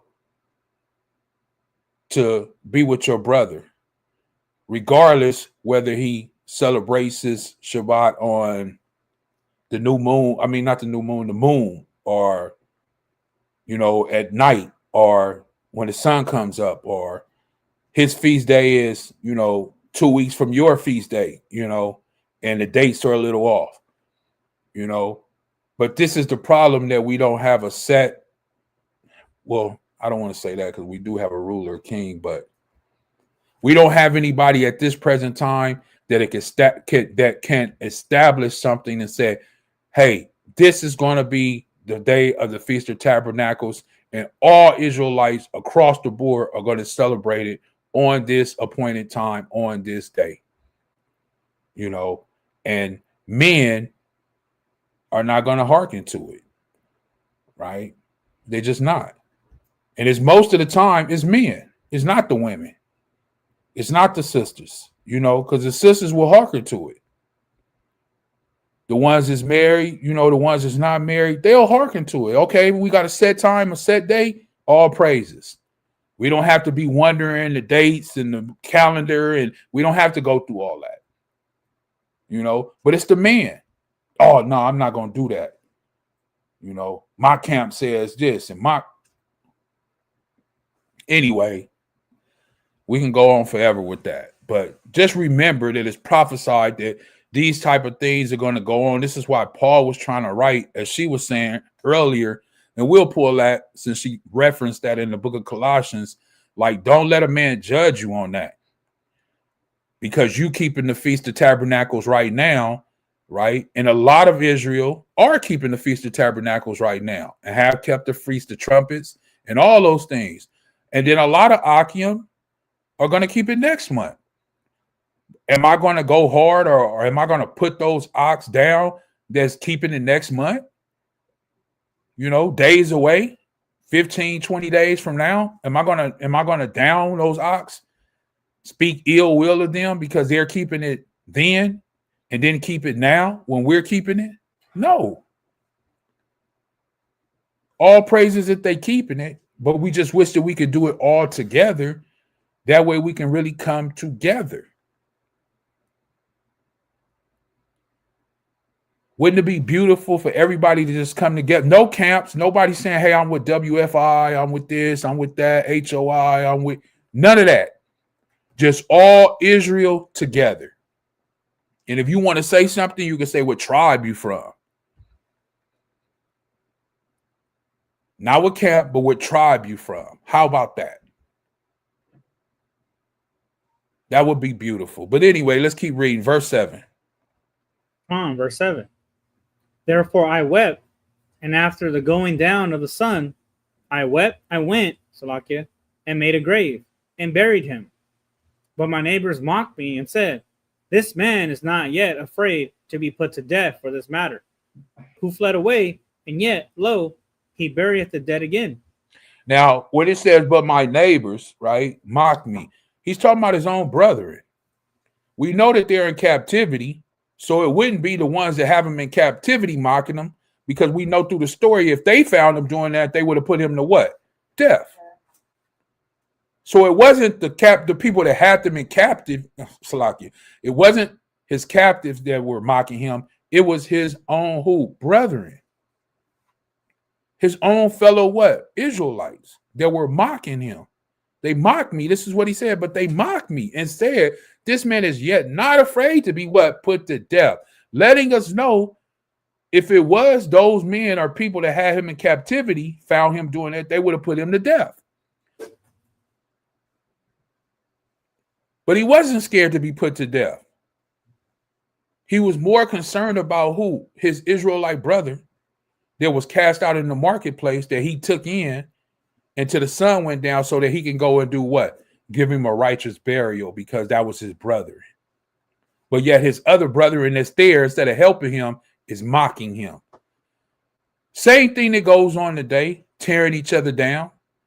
mocking another brother. Like I just said, oh, they keeping it right now. They don't know what they doing. They not in the truth. We got the truth over here.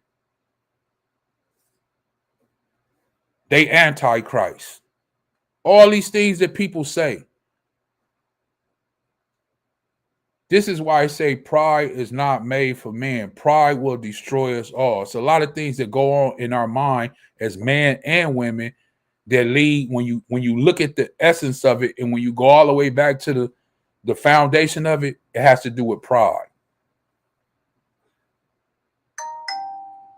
And like somebody always told me once, pride will have you butt naked, out on the corner, on the street, broke, nothing. Broke, busted, and disgusted, and just high-minded because you think you know it, or you think you got it, or you think, and it's all has to do with what? Pride. That's all it is.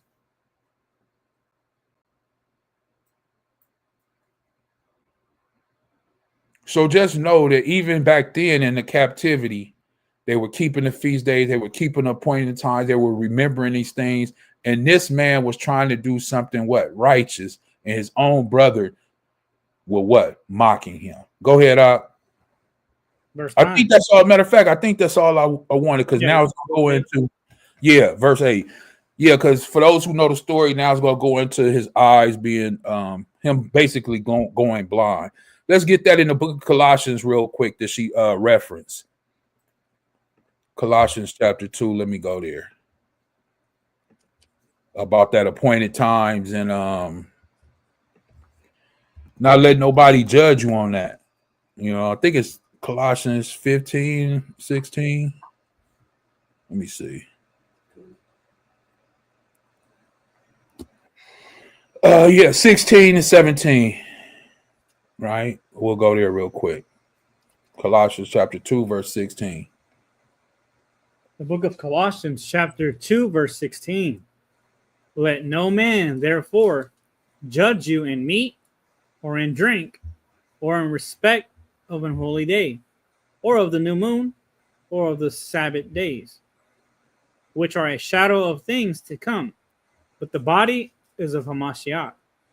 So what is he saying here? Can we eat pork, crab, shrimp, lobsters, mussels, clams? Right? It's not talking about that, judging in meat. What it's talking about is, just like it is today, it's a lot of Israelites, right, that say, what? It's not right for us to be eating what? Flesh or meat, right? So you have a lot of Israelites that are what do they call it? Not, you have some that are vegetarians, but you have a lot that are what? Pescatarians, and they have a lot that just eat raw. What is that called? Well, raw food. I mean, raw vegetables and fruit. No. Well, you have a lot that only eat like fruit and vegetables. Vegan? No, that's not vegan. Because vegan, you can still cook it and stuff like that, put it under the fire and fry it. You know, they fry cauliflower and act like it's chicken. But this is what's called like a raw diet, where they only eat raw, right? Vegetables, they don't cook it, they don't put it under fire, and fruits, right? Because they said that it takes the minerals and it takes everything out of the actual vegetables or fruit when you cook it and put fire or flame to it. It's called raw foodism or raw veganism. Raw veganism or raw foodism is what it's called, right? And I've been approached by multiple brothers throughout the years that say that it's wrong for us to eat meat, and we should not eat meat. We should be like how Adam and how everybody was before the flood, right? That they didn't eat meat. So this is what it's talking about, right? And he even goes into it to say, as the story goes on, if you eat meat and another or brother doesn't eat meat, if it's going to cause that brother to go off, then don't eat meat in front of him, right? Or a sister. Yeah, you might eat it, but if you with that ox that don't eat meat, then don't pull up and be like with a cheeseburger or a steak, knowing that they don't eat meat, right? So this is what it means. Don't let somebody judge you because you eat meat and the other ox don't. It is what it is. Or in drink, you have some ox who drink, some brothers who drink, and then you have some brothers who don't drink. That's just what it is. Or a high holy day, right? A Kodesh day, a set apart day. Like I say, some oxes keeping the Feast of Tabernacles right now. Some ox is going to keep it what? Next month. So is it right for me to judge those ox that's going to keep it, 15, 20 days from now, next month? Really, it's less than that, because when you talk about the Feast of Trumpets, so you talk about less than 10 days, the mother ox will be going into their Feast of Trumpets and all of those different things in Tabernacle. So is it wrong for me to judge them? Yes, it's wrong. That's why he's saying, let no man therefore judge you. On your holy days, your new moons, right, is when the starting of the month. That's true. Don't they say that you're only allowed to judge people if they're doing wrong? Righteous judgment. Right. So right. If they're doing wrong and they know that you and them know that they're a brother or a sister and they're doing wrong, then you're allowed to judge them. Right. But because they are keeping the feast, you don't judge them because that's not wrong. You are supposed to keep the feast. Right. We just don't know typically when, but you got some brothers who keep the new moon at the what? Full moon. They say that that's the new moon. You got some brothers who keep the new moon, which this is starting of the month. This is what new moon means, right? The starting of the month. Some brothers say full moon. Some brothers say dark moon. Some brothers say the sliver, right? So is it wrong for me to judge those brothers if that's the way you want to keep it, keep it. I don't care if you keep the sliver, the dark, the full, but don't turn around and judge me because I keep the dark and say, hey, well, you keeping the dark. I got the truth over here. We keep the full. And if you ain't keeping the full, you ain't in the truth. Now you judging me, brother. Come on. As long as I'm keeping it, what's the problem? Oh, you want me to hearken to your doctrine. You want me to be what you are, or the Sabbath days. Like I said, some brothers keep the Sabbath according to the moon. Some brothers keep the Sabbath with the sun go down. Some keep the Sabbath with the sun coming up. This is why Paul is going into these things. And it shouldn't separate us. It shouldn't, but in these times, it is.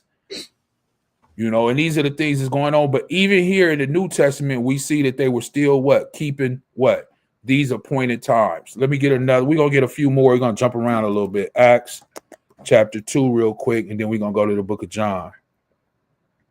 Right? And we just showing that even here in the New Testament, where people can't get away from it, where they say, oh, that was those things were given to the children of Israel in the Old Testament. We don't have to keep those things anymore. Remember, we read that it was what? We just read in the book of Tobit that it was what? An everlasting decree. The Most High, this whole lesson we've been talking about, we've been on here for almost about 2 hours about the remembrance of who? The Most High, his appointed times, and these joyful times. Not Christmas, Halloween, Thanksgiving, your birthday, your daddy's birthday, none of that. Acts chapter 2, verse 1. These are the times, Salakia, these are the times that you're supposed to be joyful and rejoicing in. I'm just establishing and showing you that even in the New Testament, those people that believe in Hamashiach Yahawashi still kept those appointed times feast, and they were very joyful and rejoicing in this time, right? Just to show this and give some foundation. Go ahead, Al. The book of Acts chapter 2, verse 1. And when the day of Pentecost was fully come, they were all with one accord in one place. And suddenly there came a sound from the heaven as of a rushing mighty wind, and it filled all the house where they were sitting. And there appeared unto them cloven tongues like as of fire, and it sat upon each of them. And they all were filled with the Holy Ghost, and began to speak with other tongues. The Spirit gave them utterance. And there were dwelling at Jerusalem Jews, devout men, out of every nation under the heaven. Now when this noise was now when this was noise abroad, the multitude came together and were confounded, because that every man heard them speak in his own language. And they were all amazed and marveled, saying one to another, Behold, are not all these which speak Galileans? And how hear we every man in our own tongue, wherein we were born? Parthians and Medes and Elamites and dwellers in Mesopotamia and in Judea and in Cappadocia and Pontus and in Asia, Phrygia, Pamphylia, in Egypt, and all parts of Libya about Cyrene, and strangers of Rome, Jews and proselytes, Cretes and Arabians, we do hear them speak in our tongues the wonderful works of the Most High. And all they were all amazed and were in doubt, saying one to another, What meaneth this? Others mocking, saying, These men are full of new wine. Letting you know, just as we just read in Tobit, man, Israelites got a problem with mocking. They are Israel, as you read the Bible, Israelites is always mocking somebody, making fun of somebody, right? But I just wanted to establish even here, they were doing what? Keeping the what? Feast, the appointed time. And these men came from everywhere. I just read it. All these different places the brothers came from. To where did they come to? Jerusalem. It says it right here in verse 5. And they were dwelling at Jerusalem. Jews, devout men, out of every nation under the what? Heaven. So these men made a pilgrimage. They traveled to get to where? Jerusalem. Even in the New Testament, to do what? Give honor, glory to the Most High at his what? Appointed time. So we read this all throughout the Bible. Let's get a couple more. Let's jump over to John real quick. John chapter 7. Just to establish this. We're not going to read this whole thing. We're going to read a few verses on from verse 1, and then we're going to jump down some. But John chapter 7, starting at verse 1, right? The book of John, chapter 7, verse 1. After these things, Yahushua walked in Galilee, for he would not walk in Jewry, because the Jews sought to kill him. Now the Jews' feast of tabernacles was at hand. Meaning it was coming. So the New Testament is speaking about what? Appointed times, feasts. They were still remembering these things even when Yahushua was walking the earth. And even in Acts, after he left the earth and ascended to the Most High and was put on the right hand, they were still keeping what? The feast, the appointed times, as a remembrance to the Most High, showing you that the Most High wants us to do what? Remember him. Verse 3, Verse 3. His brethren therefore said unto him, Depart hence and go into Judea, that thy disciples also may see the works that thou doest. For there is no man that doeth anything in secret, and he himself seeketh to be known openly, if thou do these things, and show thyself to the world. For neither did his brethren believe in him. Then Yahushua said unto them, My time is not yet come, but your time is always ready. The world cannot hate you, but me it hateth, because I testify of it, that the works thereof are evil. So he's establishing something, saying that the world doesn't hate you. Why? Because no man, or these men, I will say, at this point in time, was not speaking against the things that were going on inside the what? Nation, or inside the world at this time.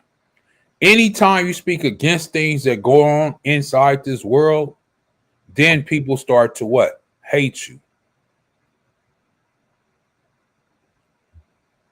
So be careful, or how should I say, be cautious when you become a speaker for truth, and know what it is that you're not only standing up for, but what you're getting yourself into. Because there are going to be people out there that hate you for speaking up about what? Truth. And he's letting you know this right here. Verse 8. Verse 8. Go ye up unto this feast. Mm-hmm. I go not up yet unto this feast, for my time is not yet full come. When he had said these words unto them, he abode still in Galilee. But when his brethren were gone up, then went he also up unto the feast, not openly, but as it were in secret.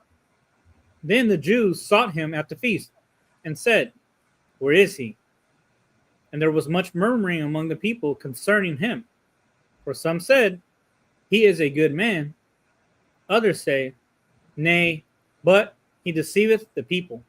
Now stop right there. I'm going to jump down to what I want to get to. I just wanted to establish once again, in the New Testament, we're speaking about feast, appointed time, remembrance of the Most High, right? Let's jump down to verse 37.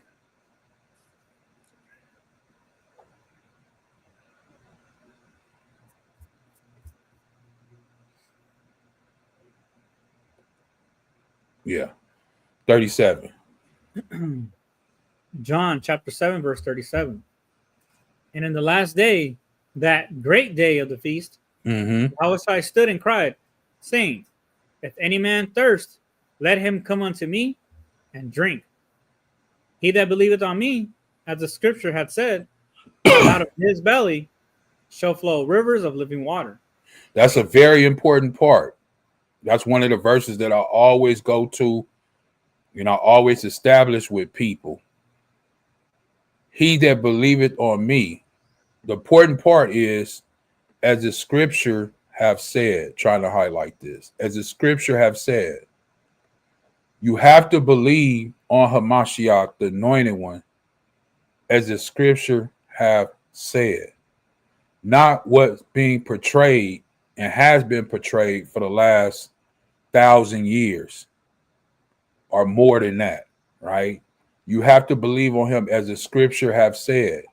And if you do that, out of your belly will come what? Rivers of living water, meaning you will be speaking what? Truth.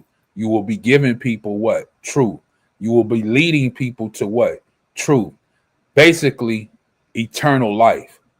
Because when they hearken and listen to what you're saying through the word, you're giving them this water, this refreshing thing. You need water to what? Here on earth. Live. To sustain your life. So he'd be giving you what? This living water. Same thing it goes back to in John chapter 4. But go ahead. Verse 39.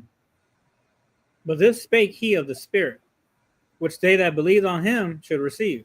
For the Holy Ghost was not yet given, because that Yahushua was not yet glorified. Con.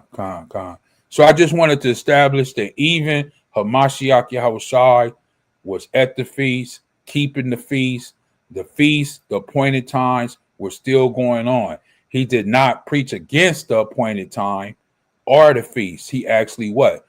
Kept them, letting us know that we should keep them too. Let's jump to a few more. Still in the same book, John 18.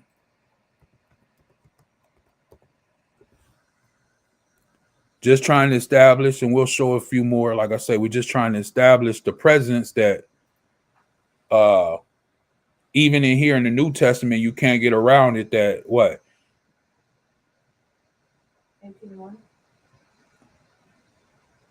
20. I go right to the meat of it. 28.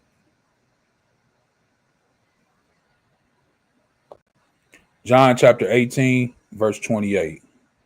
The book of John, chapter 18, verse 28. Then led they Yahushua from Caiaphas or Slakim unto the hall of judgment. And it was early, and they themselves went not into the judgment hall, lest they should be defiled, but that they might eat the Passover. So they didn't go in there because they didn't want to be defiled, as the Bible says. Why? Because they still wanted to eat of what? The Passover.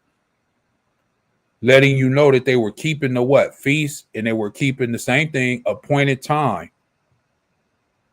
To who? The Most High. So much so, even though they wanted him to be crucified, so much so that they still didn't want to what? Defile themselves. So they can partake in this. Go ahead, Op. On verse 29. Pilate then went unto them and said, What accusation bring ye against this man? They answered and said unto him, If he were not a malefactor, we would not have delivered him up unto thee. Stop right there. I don't want no more of this. Let's jump over to 19. I just wanted to establish that they were doing what? Keeping the Passover in John 18 and 28. Let's jump to the very next chapter, which is 19. 31. The book of John, chapter 19, verse 31. The Jews, therefore, because it was the preparation that the body shall not remain up upon the cross on the Sabbath day. For that Sabbath day was an high day, besought Pilate that their legs might be broken, that they might be taken away. Stop right there, Salakia. Let's unpack that, right? The Jews, therefore, because it was what? The preparation. Does anybody know what the preparation is? The anointing of the body of the oil. That is a preparation, but not particularly this one right here. It says the Jews, therefore, because it was the preparation. So everybody is doing a prep. Not only those that are prepping for the body of the deceased or things like that. That's why I say not that type of preparation right here. But it's saying, therefore, because it was the preparation, the body should not remain upon the cross on the Sabbath. For the feast or for the Passover. For the Passover, for the feast, for that appointed time, right? For the Sabbath day, as it's saying right here. And then it goes into greater detail. What do you call these? Parentheses? Right. What do you, when somebody puts something in parentheses, what reason is it for that? As you're writing something and within that paragraph, you put something in parentheses. Why do you do that? It's to reference what you're writing about. It's giving it more context. Giving it more context, as she said, to reference what it is that you're writing about and heighten to give more, context of what it is. I would say emphasis, same thing though, on what it is that you're writing. Letting you know that it's what? Sabbath day, but it was what? A high Sabbath day. What does it mean when it's a high Sabbath day? Does anybody know? Yeah, she said it means you can cook on that day. Other than that, it means that you can cook. It's a reason why you can cook. What's like a double Kadash day? A double Kodash day. What's the reason you can cook though? It landed on the appointed time, a feast day. So you can cook on that day. You can do any preparation that it is for what? To have a good Kadash holiday. Car. I think. Is that right? Yeah, that's right. Right. Now, you also have the preparation day, which is the day before what? The Sabbath. Like me and the Ak, we always say happy prep day, Shalawam, things like that. Which mean you prepare for things before the Sabbath so you don't have to go out to the grocery store and buy sandwich meat, buy this, buy that. No, you did that prior, which means you prepared everything. You already went grocery shopping. You having sandwiches, a salad, whatever it is you have, and you got your juice, whatever it is you need, you went out and bought it, purchased it, prepared it, and it's all ready to go for what? The Shabbat. So on the Shabbat, you don't have to do all that. You just got to go in there and grab you something, or however you do your Shabbat. You know, if you guys come together and have your meal and pray over it, and then y'all have y'all gathering, and then y'all talk a little bit, and you know, like a family lunch or a family dinner, depending on how you do it. But that's what it's speaking about here, right? Let's continue on a little bit. Go ahead. Verse 32. Then came the soldiers and brake the legs of the first and of the other which was crucified with him. And when they came to Yahushua and saw that he was dead already, they brake not his legs. But one of the soldiers with a spear pierced his side, and forthwith came there out blood and water. Now I have a question for 34 and 31, right? Because at the end of 31, it says they besought Pilate that their legs might be broken and that they might be taken away. Remember, the whole thing of this is what? That the body shouldn't remain on the cross on the Sabbath day. And it was a high day. Why were they so in a rush, and why did they want this to happen? Why couldn't that body remain there overnight? You said it right. It's a curse, right? Where does that curse come from? Let's get it real quick and we'll jump right back here. Deuteronomy chapter 21. Right? What verse is it? I think it's 22, something like that. Let me see.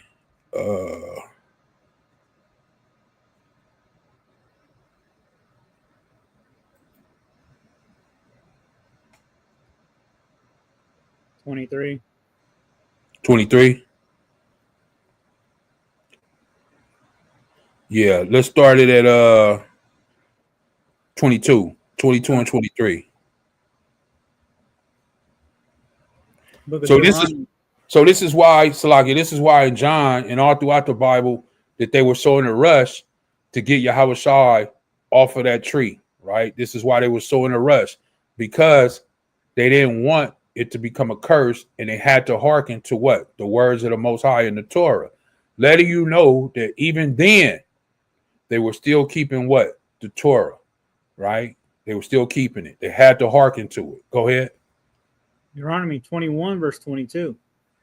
And if a man have committed a sin worthy of death, and he be to be put to death, and thou hang him on a tree, his body shall not remain all night upon the tree, but thou shalt in any wise bury him that day.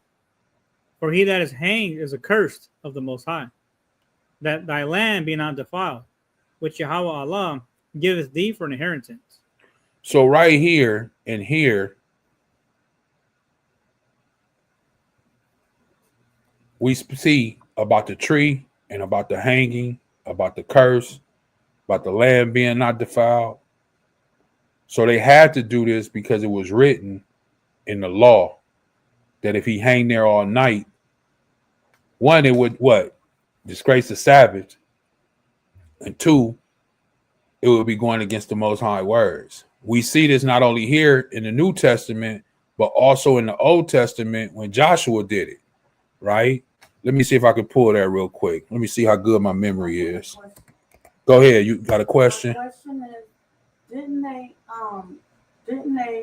keep them people hanging overnight though? Who?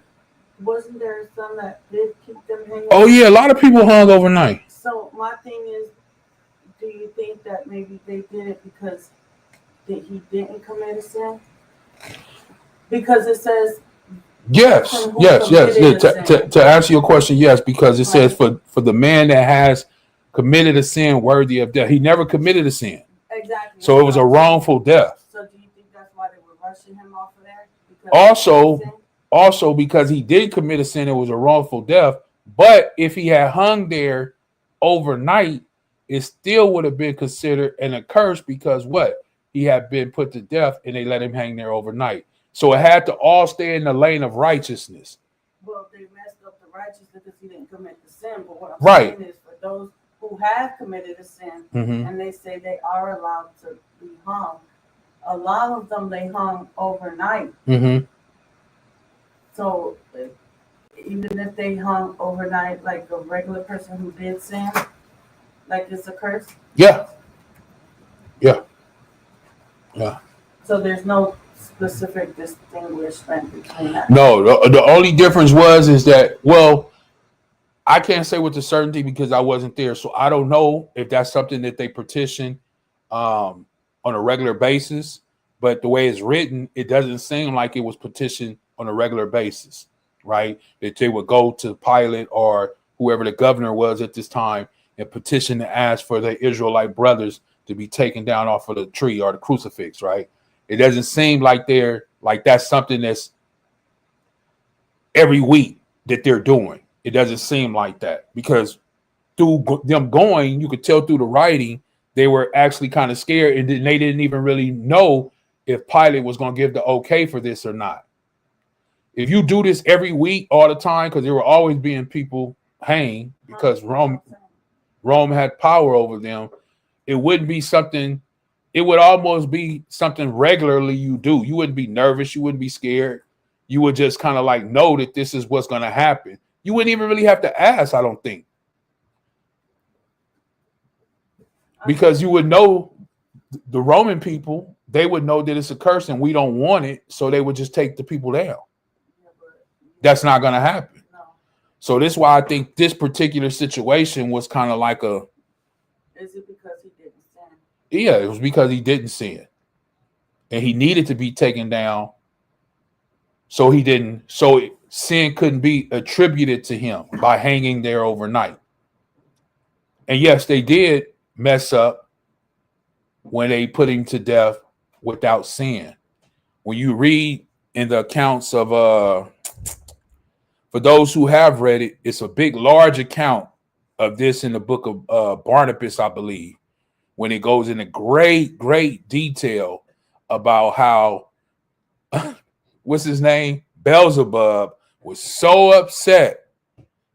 He was enraged that they put him to death without committing sin. That it shook up the whole, as where they call Gehenna, where the dead souls are. It shook the whole Gehenna up, right? Because he came down there, and when he came down there, speaking about Hamashiach, he hadn't sinned. And Beelzebub knew that he hadn't sinned, right? No sin was attributed to him. So when he got there, he says, how is this so? Like, how have you been on earth as a man, and then they put you to death, but you didn't sin? It was a wrongful death. How could they do this? And what that is when you read the New Testament and it goes into it about how he freed us from death. That he basically took back the keys of death because they did what they did. They shouldn't have not put him to death without sinning. And since he did get put to death without sin, he was able to go and free us from death because it was a wrongful death. And he actually took the power back from Satan of death, right? So this is why all that had to happen. Like I say, if you ever get a chance, for those who love to go into things like that, read the book of Barnabas, and it really goes deep into detail about how when Yahawashi left the body, went down, Gehenna, dealt with the souls, and then it even goes into great detail about how he had conversations with Abraham and David and so many others, Enoch and different things, and the things that were going on, and actually how he freed them from that dark place and took them somewhere there was light, But anyway, that's a whole nother thing. But I was trying to show in here. Oh, here it is. Joshua, to show where another part in the Bible where they were hung on the tree, right? If you could read that for me, Aunt. Start at 25 and read down. The book of Joshua, chapter 10, verse 25. And Joshua said unto them, fear not, nor be dismayed. Be strong and of a good courage. For thus shall Yahweh do to all your enemies against whom ye fight. And afterward Joshua smote them, and slew them, and hanged them on 5 trees. And they were hanging upon the trees until the evening. And it came to pass at the time of the going down of the sun that Joshua commanded, and they took them down off the trees and cast them into the cave wherein they had been hid, and laid great stones in the cave's mouth, which remaineth until this very day.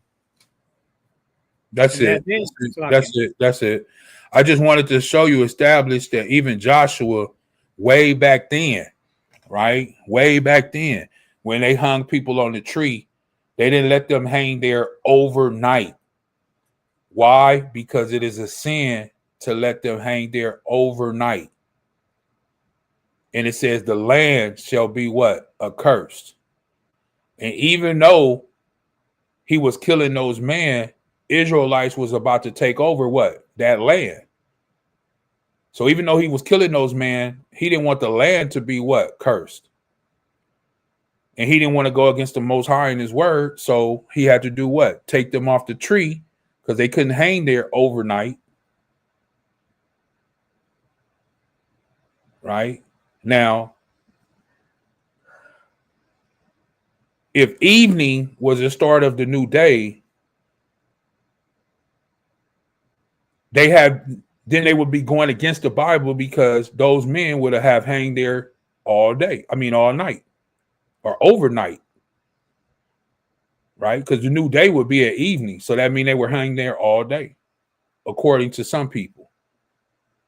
But it says, and they were hanging upon the trees until what? Evening. Not before the evening, but when evening came. When evening came, that's when they took them down. And it came to pass at the time of the going down of the sun. So they waited to the going down of the sun, right? Not before. That's when they started taking them down off of the trees and then casting them into the cave. And all that take time to move dead bodies. I don't know if you ever moved dead bodies around, right? But they're very heavy and it's dead weight.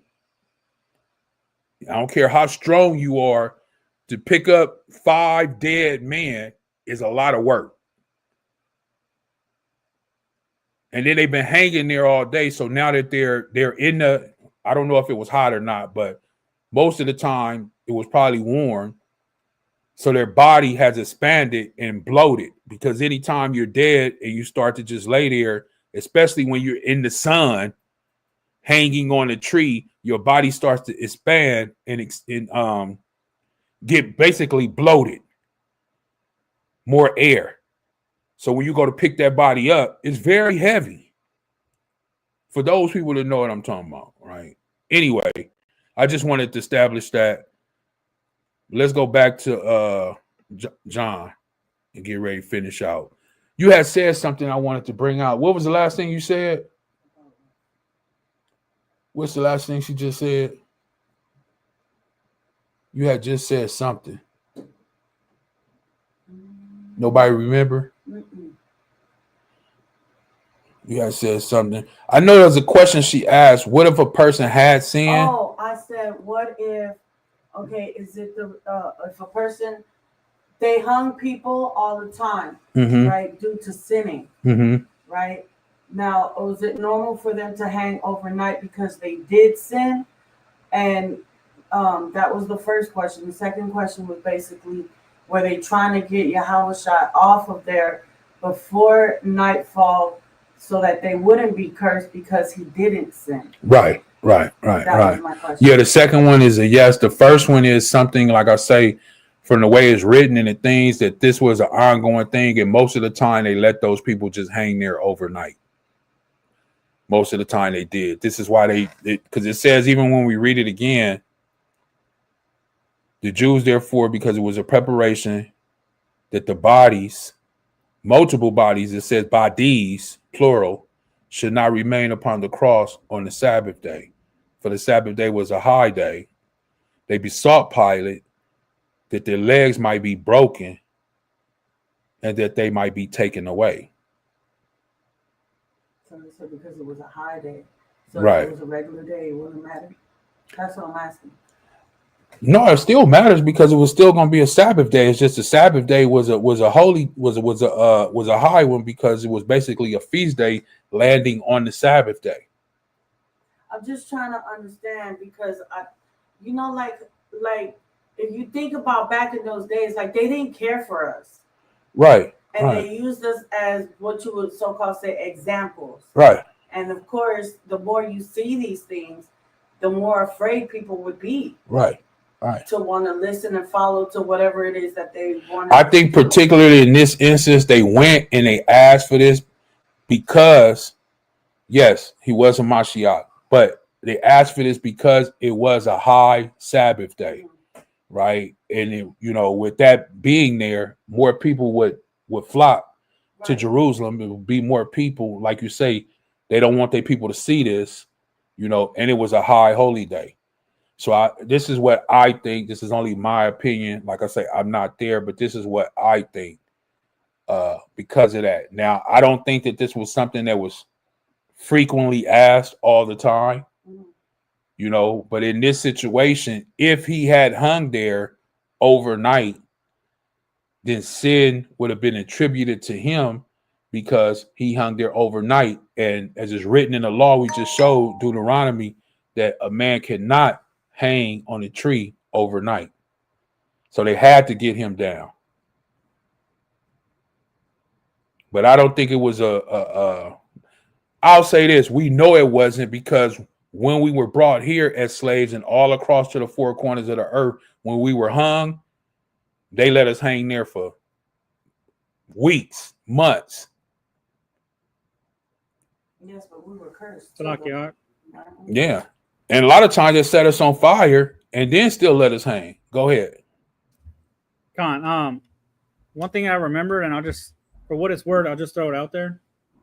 When it has the parentheses, that's just added from the translators, from their perspective, and giving it more context or their opinion, to be honest. So, to be fair, that really shouldn't be there. That's adding to the word. So I just thought I'd throw that out there just because it even says, if you go all the way down, I think that was added to the word. I know we talked about this, I think last Shabbat, that sometimes they add to the scriptures and sometimes it kind of blurs the lines and causes confusion. So I just thought I'd throw that out there, but that's added. That's not even in the original text. Yeah, so that's added. And I think that's what causes confusion too, because like we spoke about a Shabbat, a Shabbaton, all these things come into play. And then right here, they could be causing confusion to some extent. I just thought I'd throw it out there. No, that's a good one. That's a good one. That's good because it's those and the italicized words too. Yeah, the italicized words. Even here in the New Living Translation, in the parentheses, it says, and a very special Sabbath because it was the what? Passover.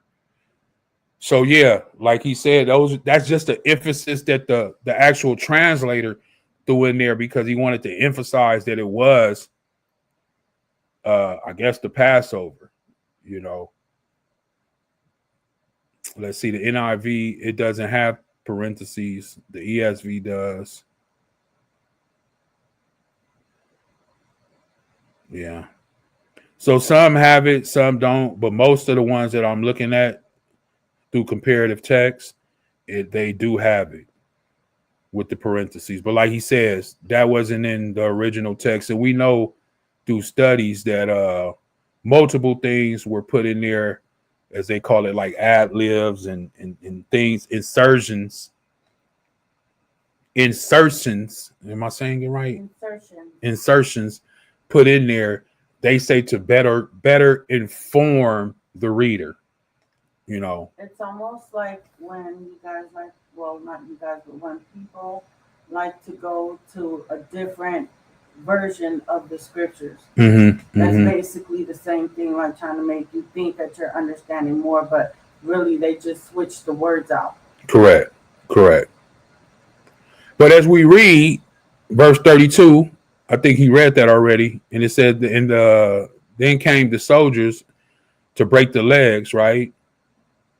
And the other which were crucified. Go ahead, verse 33. Verse 33. But when they came to Yahushua and saw that he was dead already, they brake not his legs. But one of the soldiers with a spear pierced his side, and forthwith came there out blood and water. And he that saw it bare record, and his record is true. And he knows that he saith true, that you might believe. For these things were done, that the scriptures shall be fulfilled. A bone of him shall not be broken. And again, another scripture saith, they shall look on him whom they pierced. So we know all these things that happen, like you said, like you was asking about taking down off the tree, his bones not being broken, them taking off his clothing, and them shooting dice, basically to see who was going to get his clothing. All those things happen. Well, they don't call it shooting dice. They call it casting lots. But all those things happen. So what? That the scripture could be fulfilled, right? And it was a lot of things that had to be done, right? Even from the not breaking his bones, not hanging on the tree overnight, his garments, him being pierced, the blood, the water, all those things had to transpire and happen in a particular type of manner, in a way that the scripture could be what? Fulfilled. So I don't think it was in a reoccurring act. I don't think it was something that the Jews went to often to besought Pilate or whoever the governor was at that time. Even later, we see Felix came to be governor. So I don't think it was something that you say like the Jews went and did all the time. Like for every Shabbat, can they be taken down off of the tree or off of the cross? I don't think that was something that was asked very frequently, knowing that we were in captivity and these people ruled over us. So, you know, I don't see that. What about you, Ak? No, you know what? I never really thought about it. And as you're speaking, I'm sitting back and I'm thinking that would make sense, being that at that time and even now we're in a state of captivity. It would be kind of hard to try to enforce the commands that the Most High commanded us, right? Such as that. Right. But they did make it happen for Hamashiach's case, you know what I mean? And those gentlemen that were with him as well. So, I mean, that's the only thing I can think of. And it would make sense that it would be kind of a touchy subject to go and be like, hey, can we take them down? Knowing that there could be a punishment. Like, why would you ask me that? Right. That's why I say the way it was written, I can only go by like when I'm reading and what I get from it. I feel like they were kind of like they didn't know if it was going to happen or not. And they were kind of like scared, you know, as opposed to if this is something that you ask all the time, it would kind of be like a normal, like, hey, you know, what time can we take the bodies down? Or, hey, what, you know, and it didn't seem in that fashion, in that way. It just didn't seem, I didn't get that when I read it. Right. And also another thing, because this is another idea that I've been thinking about too, like, what were the scribes and the Pharisees and the Sadducees doing? Were they trying to make sure they were doing things like that, following after the laws of Moses? You know what I mean? Like, were they telling them to do that? Did they know that? Or was that even being enforced, even though they were the ones kind of overseeing the people at the time? So it's like, it does bring questions like, was this just a rare occurrence when they asked for this? Or was this something like they did all the time, knowing that it was law? Right, right. Didn't they break the law in the beginning by going and having court at the nighttime? Yep. Well, she said, didn't they break the law basically by having when they arraigned Hamashiach Yahushua at night, which went against, you know, the law in the council, that he wasn't even supposed to be judged at night in the dark. They were supposed to wait till the morning, but yet, you know, they called an emergency council because they really wanted to put him to death. So, no, good point. And I believe who was I think it was Joseph. Let's see. Yeah, it was Joseph. Let me see. And after this, Joseph Arimathea, being a disciple of Yahushua secretly for the Jews and besought Pilate that he might. Yeah, it was Joseph that was actually upset that they did those things, that they questioned him at night. They had the emergency gathering, basically trial and jury at night while everybody was asleep. You know, and this is why he came to bury him, because he was upset. He felt like he didn't get a fair trial.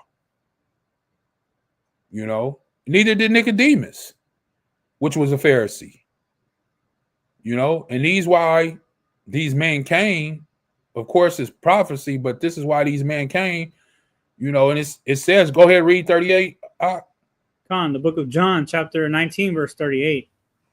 And after this, Joseph of Arimathea, being a disciple of Yahushua, but secretly for the fear of the Jews, besought Pilate that he might take away the body of Yahushua. And Pilate gave him leave. He came therefore and took the body of Yahushua. And there came also Nicodemus, which at the first came to Yahushua by night, and brought a mixture of myrrh and aloes, about 100-pound weight. Then they took the body of Yahushua and wound it in linen clothes with the spices, as the manner of Jews is to bury. Now in the place where he was crucified, there was a garden, and in the garden a new sepulchre, wherein was never man yet laid.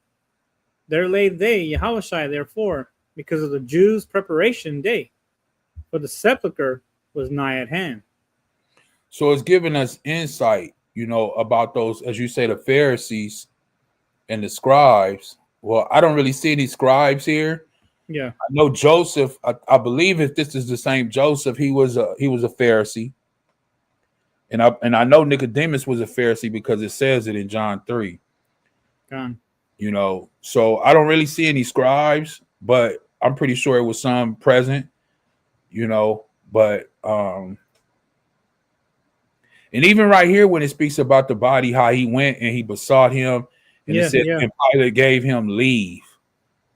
You know, which gives us more insight to let you know that this is not something. First of all, Israelites are just not going to the governor like that. Yeah, exactly. You know, it's steps before you can just go and approach. We can't get to the governor right now. Sheesh. But it's steps. I would think, especially in that day, with being in captivity, to get to the governor. And I believe only the reason why probably Joseph was able to get there because, like you said, he was a Pharisee or he was somebody of a high stature, a very well-known person, to be able to even get or ask Pilate these type of things. Because I believe an average Israelite man wouldn't have been able to get up to the governor. I don't think so. Without preparation days prior, like to be asking, can I have a meeting with the governor? But it seemed like this just happened that day, right then and there. It's like everything was Spur of the moment, yeah. You know, it doesn't seem like this was a planned thing. Like, oh, you know, on the 15th, I'm gonna go see Pilate and ask. It doesn't seem like that. It just seems like everything spurred of the moment. And then Joseph, he had to be somebody, because not even Nicodemus went and did it. It was Joseph, you know. And it says he was a disciple of Yahushua, but secretly. Right, meaning he believed in Yahushua, but secretly. Right. Yeah, just like Nicodemus. Yeah. You know. And that's because of their statue. And like I say, once again, for people that have read other books, you know, when it goes into Nicodemus, you know, on another account, for those who have read it, other books, like I say, Nicodemus even goes into a greater account on why he was scared or why he was fearful to come out and proclaim that he was the disciple of Yahushua, you know. And it's sad because if he had done that, you know, he would have received that hand, that kingdom, you know. But as he always says, if you are afraid, are you fearful to proclaim me and say that you not only believe in me, but stand up for me, as he said, I won't acknowledge you in that day. The same thing he says in the New Testament, you know, and this is why he says the fearful hearted, you know, he didn't give us a spirit of fear, and that you have to stand up, not only proclaim his name, but stand up for him. And Nicodemus wasn't willing to do that, you know. And I don't know how far I went with Joseph, you know, if he was willing to, but it says in secret. And anytime you're a believer in secret, that means you're not willing to stand up for him or proclaim him out loud. And when What's the verse I'm looking for? Let's get that real quick. What verse is that? If you Deny me? Yeah. If you deny me in front of people, I will deny you in front of the Father. Isn't he in a way proclaiming though? If you deny me in front of people, I will deny you in front of the Father. What you say? Isn't he? I mean, even though he was a quiet disciple for Yahawashi, and apparently the Most High made it deemed that way for it to be that way. Matthew 10. But yeah, isn't he basically representing for Yahawashi by asking for his body? Well, that was something in this particular instance that was something that had to be done. Yes, Exactly. So like when it matters. Yeah, when it mattered. But he was already dead and gone now. But after the backlash, we know from reading the backlash that he caught from that, yeah, it wasn't no secret no more. No. And they knew, you know, like, why would you do so? They was actually very upset because with him giving up his burial and getting put into that sepulcher, as it says, as a rich man's burial place, it says in the Bible, he made his lots with the he made the prophecy true. Basically when he did that. Right. So yeah, it had to happen. But at the same time, when he did do that, it wasn't a secret anymore that he was a disciple of Yahawashi. Which means that he wasn't fearful of what was to come. No, not at that time. Right. You know, and sometimes it take that for people to see the person that they believed in die or go through something traumatic. For them, the same thing with Peter. Peter denied him 3 times, and he said he wouldn't, right? But then once he died and he left, when they was going to put him to death and they was going to tell him, don't preach, he said, who am I supposed to obey? The Most High or you? So is that almost like the same thing as when they say it's not like how you start, it's how you finish? Always. It's always. And as Paul give that example in Corinthians, you know, when you enter the race, it's a lot of people who enter the race. You know, I don't know what those things are called. I'm not even going to say a marathon, just a race, you know, a track meet. You got about 8 or 9 people that's on that track. It's only going to be one winner, though. It's a marathon because a marathon is just a whole plethora of people. Okay, a marathon. All of the people yeah. Start off in the race and they either die off, some of them, or they complete it. Well, we'll get both of those as we close out. We'll get this one, and then we'll get the race since we spoke on that. I always like to show people what we're speaking about and what we're referencing, so you just don't be like, oh, they're just talking. No, everything we say and everything we talk about is biblically, and we can prove it in the Bible, right? This one we're going to go to is about, what was this one about? Denying Hamashiach. Deny, but also I want to see that I show you here when I was speaking earlier about Beelzebub. When I was speaking about that, because somebody might say he ain't in the Bible. Yes, he is. There it is, right there, right? Matthew chapter 10. And I was actually speaking about how he was so upset that when Hamashiach got put to death, that he hadn't sinned, and he was, man, you talking about what they call it, were you so upset, infuriated, you know? What is it saying here? It is enough for the disciples that he be minister and the servant of the master.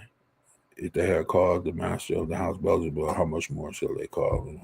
Right. So they just referencing him right there. Right.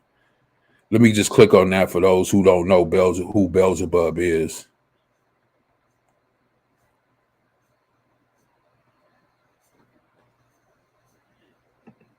It's in the Greek, though. Strong's G 954. Beelzebul. Beelzebul. They actually have one right here in the Hebrew, so I'm gonna click on the origin, you know, the original where it comes from, right? For the Hebrew. Strong's H 1176. Baal. Baal.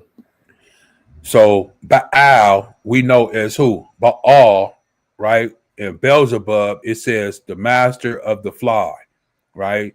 The second one says, read that real quick. a Philistine deity worshipped at Ekron. Those people over there right now that's waving those flags, marching in the streets, you know, what they call it now, Palestine. They don't call it Philistine. They call it Palestine, right? Palestine? No, I think this is I think it's the Hamitic people, the Philistines. Isn't it two different people, Philistines and Palestinians? No, that's the same people. Is it? Yeah, the Palestinians. That's just a new term. That's who they talking about. I'm just asking. No, I'm saying the Palestinians that's over there right now that feel like Israel took their land. Right. Those are the same people which are the Philistines. That's just what they call themselves today, Palestinians. Those are the same people. And it's a deity that they worship. Look it up. Somebody look it up so we can make sure. But I believe that I'm 100% correct on that. But let's make sure. It says while the Palestinians got their name from the Philistines, they are not their descendants. The Philistines were Greeks. I don't know. That's how I be like, sometimes you look stuff up and they just tell you. Yeah, that right there didn't even sound right. How the Philistines gonna be Greeks? Well, the actual people were the Canaanites, but the Philistines was in that area, and that's who they had war with all the time. That's who Saul was fighting against. That's who David was fighting against. Like that's who they had problems with doing and taking. It says it's Salakia. It says Palestinians are genetically closest to other people in the Levant, such as Lebanese and Syrians, and broadly to other Middle Eastern populations, including Egyptians, Turks, and some Arabian Peninsula population like Jordanians and Saudi Arabians. I don't know. Stocky, I don't know. Bring it out. In Genesis 10 and 14, it says 13, and I'll wait till you get it. Genesis 10 and 13 and 14 goes into the Isles of the Gentiles. But if you read at, can you go up, Salakia? Go up a little bit? Just so we're on the same page. Just go up, go up, go up. Okay. Okay, verse 5. By these were the isles of the Gentiles, divided in their lands, everyone after his tongue, after their families and their nations. And the sons of Ham, which are Cush, Mizraim, and Phut, and Canaan. Now, as we go down, it's talking about in regards to the Hamite, the Hamitic family. Now, if you go down to verse 13. And Mizraim begot Ludum, and Anamim, and Lahibim, and Naphtuim, and Pathrusium, and Salakia. I'm butchering his names, but no, it's okay. Of whom came Philistine and Caphtorium, and Canaan begot Zidon, his firstborn, and Heth, and the Jebusite, and the Amorite, and the Girgasite. Keep going down. Dang, I just had it. Oh, sorry. Verse 14. Number 14. Sorry about it. There's 14 in the NLT. I don't know why. It says it right there in the Philistim, but in the 14 it says Philistines. What we just read, right? What we just read. Number 14 and Pathrusim and From whom the Philistines came. Here you go right here. In the NLT, as he was saying, New Living Translation, say Philistines right there, right? So what he's trying to establish here, go ahead, Ak. Right, going back to what we read earlier, as far as Beelzebub, or the deity of the Canaanite, or the Philistine deity, right? I guess that's what we're talking about. We were just trying to establish who it was, the origins of this deity, where it came from. I was trying to see if it was really like what I've read before, that this is coming from the Hamitic people, the Philistines, the ones that I believe David took down of Goliath. So that's just all I was trying to prove. Con. So what are you saying, that they're Hamites? Yeah. Con. Just as who else is a Hamite? Well, there's several people that are Hamites, but I know. No, I'm talking about Goliath. the land. I'm talking about the land. Oh, these are his descendants: Cush, Mizraim, Phut, and Canaan. And we took the land of what? Canaan. So those Philistines or Palestinians are what? Hamites. They come from who? Ham. Philistines. Yeah. Yeah. And not only them, the Cushites. For those people who don't know, the Cushites are who? Ethiopians. When you look up for the land of Cush, they turned it to what? Ethiopia. When you see this right here, Mizraim, what is Mizraim? It's crazy to me how they're gonna use the Hebrew name right here, but they wouldn't use the English name. See, this is what I be meaning when they be playing on the words. Most people see that, they don't know what the heck Mizraim is. They don't know, but that's Egypt. Crazy. That's crazy. You know? So we said the Hamites worship the deity of Baal, right? And then Palestinians are Hamites. And what else? Palestinians, they worship Baal. Cush. You talking about who's Ham? Well, because y'all were saying, well, I was trying to write it down, but it's right here in 10 and 6. Genesis chapter 10, verse 6, and it says, and the sons of Ham. So it's telling you, right, it's telling you Noah's son Ham, he had a son named Cush. He also had a son named Mizraim. Yeah, but it's safe to say that they all worship the deity of Baal. Yeah, all of them were off. None of these sons right here worship the Most High. Okay. Yeah, none of these sons worship the Most High. Right? Cush went off, and we know this is where in verse 8 it says Cush begot Nimrod. Right? Nimrod is the one, he began to be a mighty one in the earth. He is the one who did what? The Tower of Babel.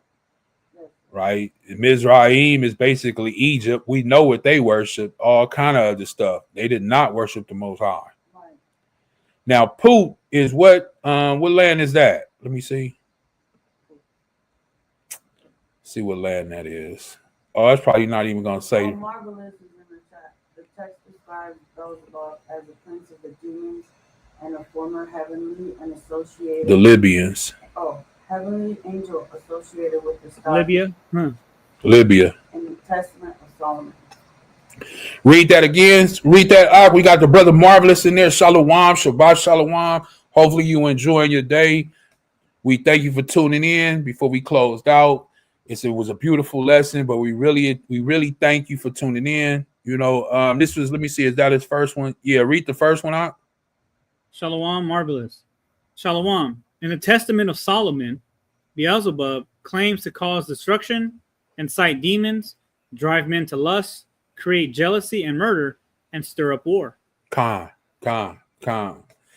He be doing a lot. He got a lot of work, and he's an evil one, right? You know. And if you have not read that, brother Marvelous, I encourage you. Like I say, I know you have read some things that we've spoken about. If you have not read the book of Barnabas, I believe it's in the book of Barnabas, go and read that. But if you have, you understand where I'm coming from, where it goes into great insight, great detail about him, Satan, and Hamashiach Yahawashi, and the things that are going on in that spiritual type of realm, right? Genesis 10 and 14. Then he says something else. Go ahead. The text describes Beelzebub as a prince of demons, a former heavenly angel associated with the star Venus in the Testament of Solomon. God. So for those people who may not know Beelzebub, who he is, where is he written, we showed you he's actually written in the Bible, and in other books outside of the Bible, you can get more insight about who he is as an individual, right? Or his evil spirit that's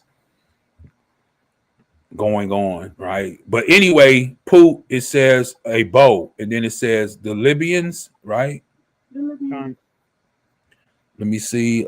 Anything else it says? A son of Ham, we know that, of his descendants, the region. Oh, Persian. Is that Persian? Yeah, Or what Persia? Persian tribe? Yeah. So when you look at the Persians and things like that, like all over there, this is what we're saying, that these people have new names, right? These names that people call, but this is who they originate from.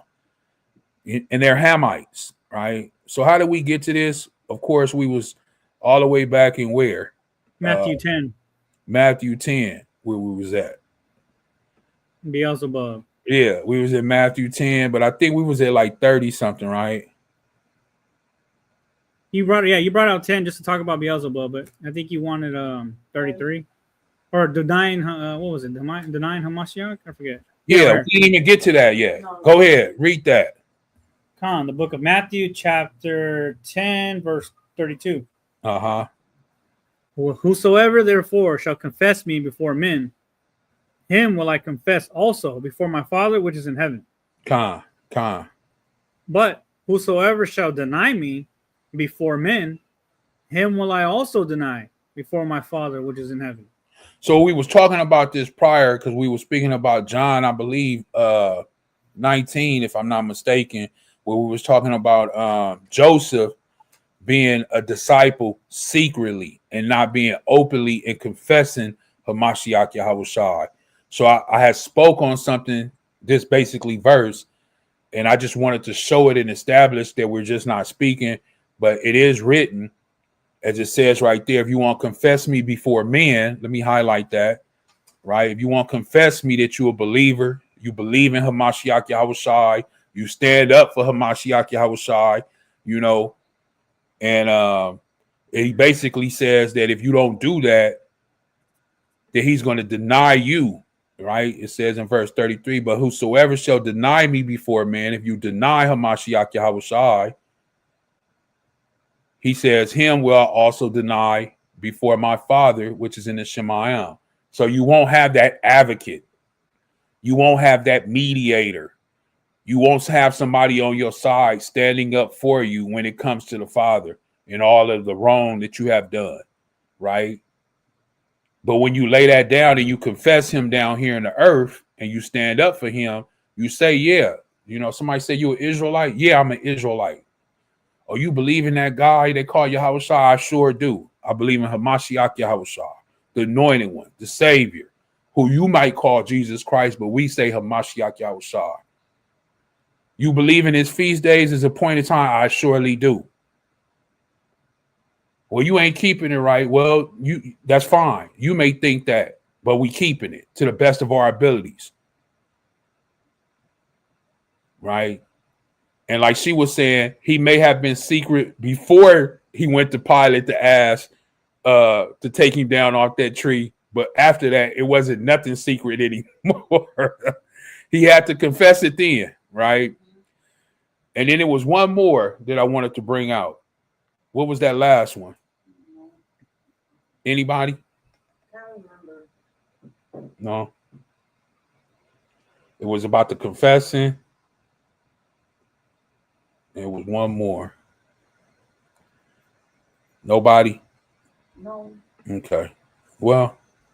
Because you talked a lot, I couldn't remember. Because she said I talked a lot, she couldn't remember. You remember? No, I'm trying. I don't remember. It was one more last one. Beelzebub got me. We did the confession. We did the Beelzebub. And it was one more that we had spoke about that I was like, we're going to bring that out to close out with. Oh, I know. The race. Oh, yeah. All praises. 1 Corinthians chapter 9, right? We're going to jump all the way down. Let's see. 1 Corinthians chapter 9, and we'll start at verse 23, and we'll go all the way down. On the book of 1 Corinthians chapter 9, verse 23. Let me make this a little smaller. Hold on. There we go. Verse Everybody 23. there? Go ahead. And this I do for the gospel's sake, that I might be partaker thereof with you. Know ye not that which run in a race run all, but one receiveth the prize? So run that you may obtain. That's what she was talking about. Remember the marathon, and I was saying it'd be just like 8 or 9 people, but it's basically a marathon because it's a group of people, all of us that are trying to make it and get this prize. What is the prize? The incorruptible crown, right? Go ahead. Verse 25. Every man that striveth for the mastery is temperate in all things.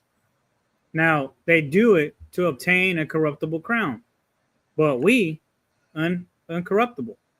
Now, does everybody know what he means that every man that striveth for mastery is temperate? Do you know what that word means? I was just looking at that. Temperate in all things.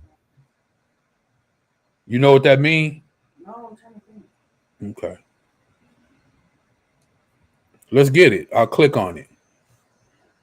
Right? To me, like it's for their own gain and not like, I don't know. No, what it means is it's about having self-control, self-will. Let's see what it says. Go ahead. Usage. To be self-controlled, content, to exhibit self-government, conduct oneself temporarily. And a figure drawn from athletes who, in preparing themselves, for the gains, abstain from unwholesome food, wine, and sexual indulgence. So, as we see, it's about being self-control, having control over yourself and over your flesh, right? Which is another type of discernment, right? That we have to be as believers. And this is in all ways. Someone might say, well, I have self-control, right? You may have self-control in certain things, in certain boxes that you could check off.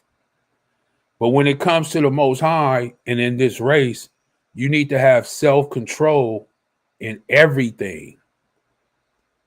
In everything. And I'll be honest, we can all be honest. I mean, who's ever watching or may watch at a later time, I have lost self-control at certain times.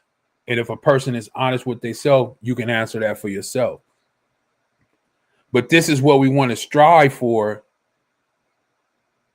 to master this. These are the things that we need to master to have self-control over everything. Me personally, myself, what I do is I go back all the way in the 60s, the 30s, the 20s, the 50s, the 70s of videos, books that I could read and videos that I watch of people of a high influence, right? People that was really out preaching this word at a high level, and how people attacked them and asked them questions and, you know, things like that, and how they wasn't moved, how they wasn't swayed. They had self-control when they were on national TV being bombarded, right, by people, and the person asking questions may have been the interviewer, you know, and you go on there as an Israelite man, they say, you know, you part of a hate group, you this, you that, you know, you don't like these people, you know, what type of interview, you know, just throwing you under the bus. Are you going to get upset? Are you going to let your emotions get the best of you? Right? Do you have self-control? One, it says to exhibit self-government, conduct oneself temporarily. Why is it is that temporarily? No. Temperately, right? We have to understand what it's saying here. Verse 2, in a figure drawn with athletes. Now it's giving you an example. It's giving you an example. When athletes on, now, not all the time, sometimes athletes lose their composure. But we see a lot of times on the athletes on the field, basketball court, baseball things, hey, tempers fly. but they have to compose themselves and control themselves because they know what they can lose, what's at stake. So sometimes a lot of times you see them just walk away, go sit on the bench. And then other times you see them lose their cool and get kicked out the game, fine, penalties. You know, long time ago, it was this guy called Metal World Peace. He got kicked out the league for a period of time, you know, because he jumped into the stands. He lost his composure. He jumped into the stands and started fighting with the fans. I think that's why he changed his name to Metal World Peace, if I'm not mistaken. Is that right? I believe so. Yeah, because that was before he was just Ron Artest. And then after that, he had to come with this whole new, you know, peace type of thing because people were afraid. They didn't know what he was going to do because he didn't have self-control. But anyway, it says preparing themselves for games, they abstain from what? Wholesome food, unwholesome food, Salakia, wine, and sexual indulgence. These are the things that they steer away from. Why? Because they're preparing themselves for this race, as Paul is speaking about. Right? You can read Strong's definition because it still goes into it a little bit. Middle voice to exercise self-restraint in diet and chastity. Can contain be temperate. So with that insight, that's basically what it's saying right there. So every man that strives for this mastery, right, is what? Self-controlled in all things. Remember, all things, not some things, but all things. And we have to be honest with ourselves. Do you lose control at times? Right? And if that is the case, then we still have work to do. Me as a man, I'm going to stand up and I'm going to say, yeah, sometimes I lose control, self-control, self-indulgence, and we still have work to do, right? I haven't mastered it. And to be honest, no man on earth has mastered it because if he had, we wouldn't have need Hamashiach Yahushua. We wouldn't need him. That's why we strive after him to walk like him and be as him in the flesh. Because, yeah, you could do it in the spirit, but in the flesh, can you do it? As Paul says, now they do it to obtain a what? Corruptible crown, right? They doing it to get that trophy, Super Bowl trophy. I don't know what it's called. Or that other trophy for baseball, whatever it is you into, you know. They try to do it to get them trophies, like them little awards. We seen. Oh yeah. MA what? American award show? No, like the Israelite brothers that be having that award ceremony. Oh man. Come on now. Come on. Best teacher, best street teacher, best whatever. And I'm like, what are they doing? Yeah, they haven't. I didn't know this, but apparently I've seen it now that they have an award show for Israelites. You know, that's insane. Best speaker, best dress, yes, best teacher, best street teacher, best captain. You know, all these different things. You know, giving awards out. What does it say right here? Corruptible. Now they do it to obtain a corruptible crown. Right. So who cares? You got best teacher, an award. Woo!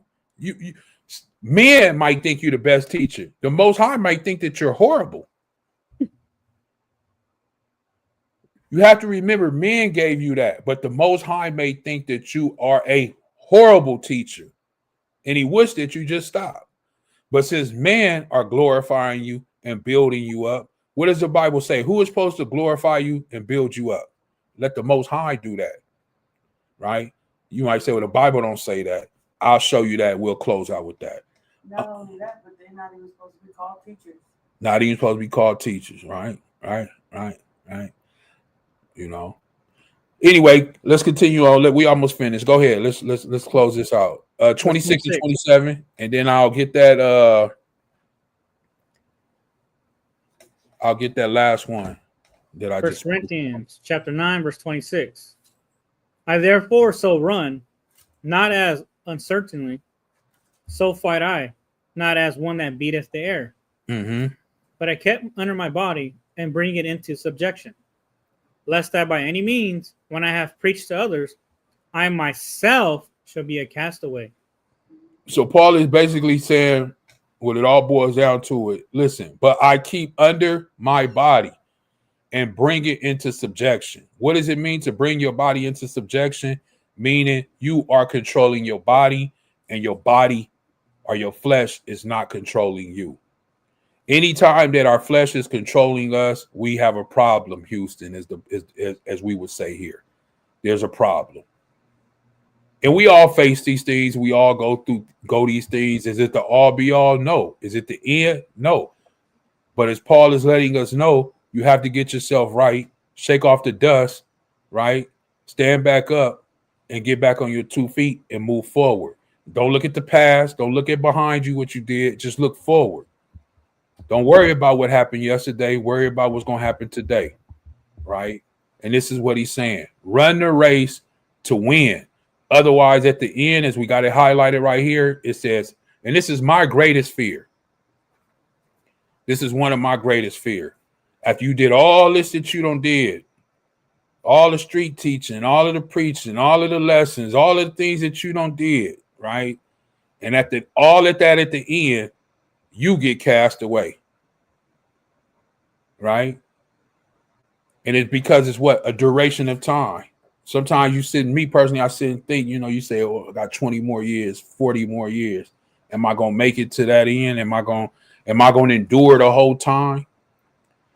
But see, you can't start to think like that. You just got to take it day by day, And all praises to the Most High that he doesn't judge us like we do. He's not like us with man eyes. He judges us by the heart.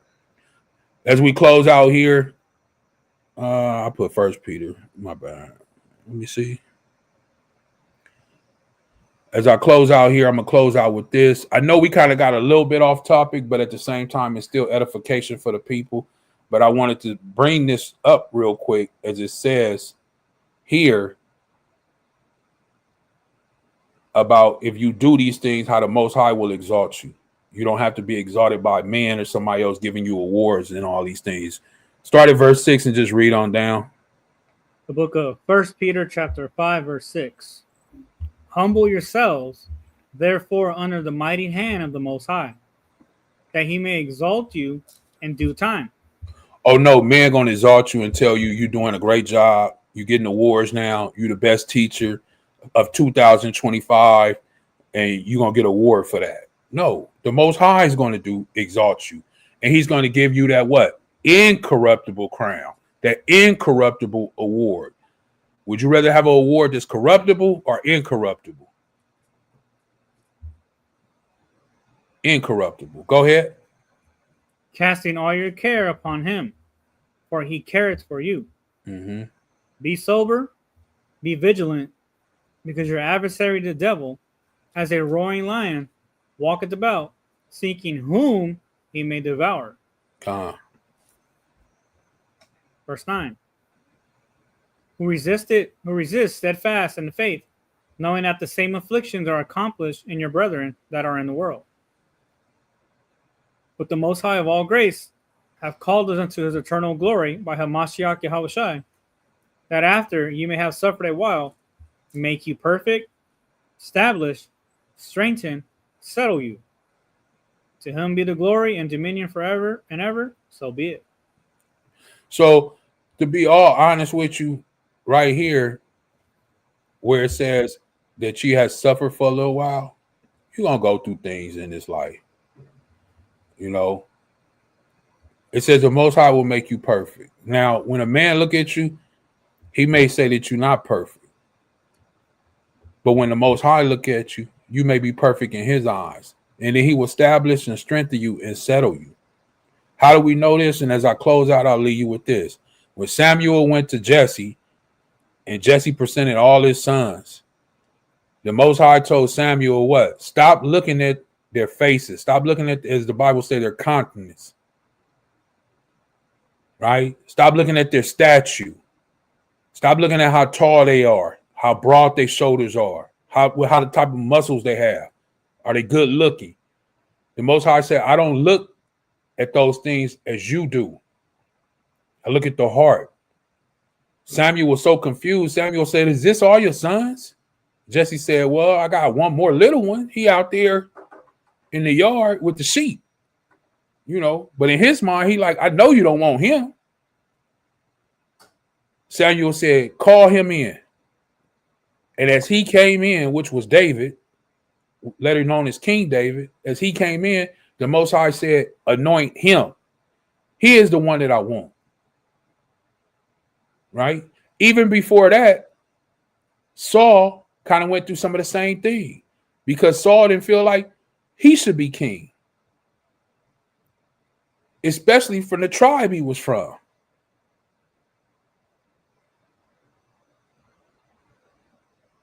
So he didn't have that understanding or the discernment, like, why is the Most High choosing me? You know, I'm not a man of a great stature. My family is poor. You know, we don't really have anything. And he's talking and he's saying, why me?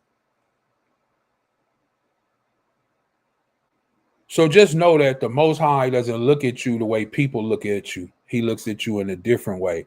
And even though you can't find something good in yourself, the Most High definitely can. Right? So just remember that. We give all praises, honor, glory, esteem to the Most High Yahweh. Thank you for this beautiful, beautiful, beautiful lesson as we go forth throughout the day. That's all I got. You got anything on? No, sir. There's not much more I can add. But as we close out, again, the water to everyone for tuning in and for just being patient with us and always letting us know how the audio and the video are.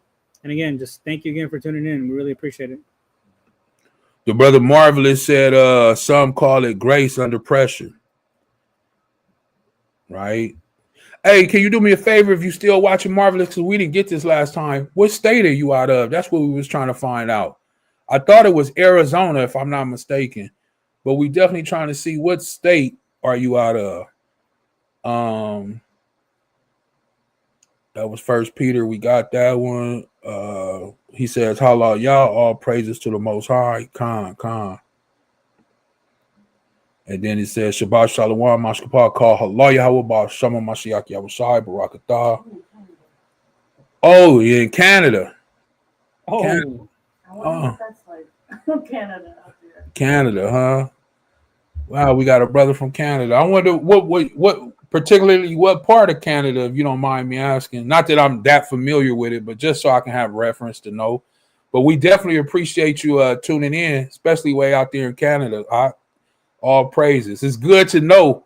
Like he said, we at the four corners of the earth. We everywhere. So it's good to know, you know, we have some Ahchyam out there in Canada. All the way to the north. we're gonna have to make a trip out there, man. Go up there to Canada and see how it is out there. You know, if you allow us to come and fellowship with you and partake with you, we have to, you know, make our way out there, brother. He says, in warmer weather. Not just kidding. Yeah, definitely in the warm weather because I know it's cold out there. I can see it on the screen. He said, Shalawam. Let's see. About 4 hours north of Buffalo, New York. Okay, Con.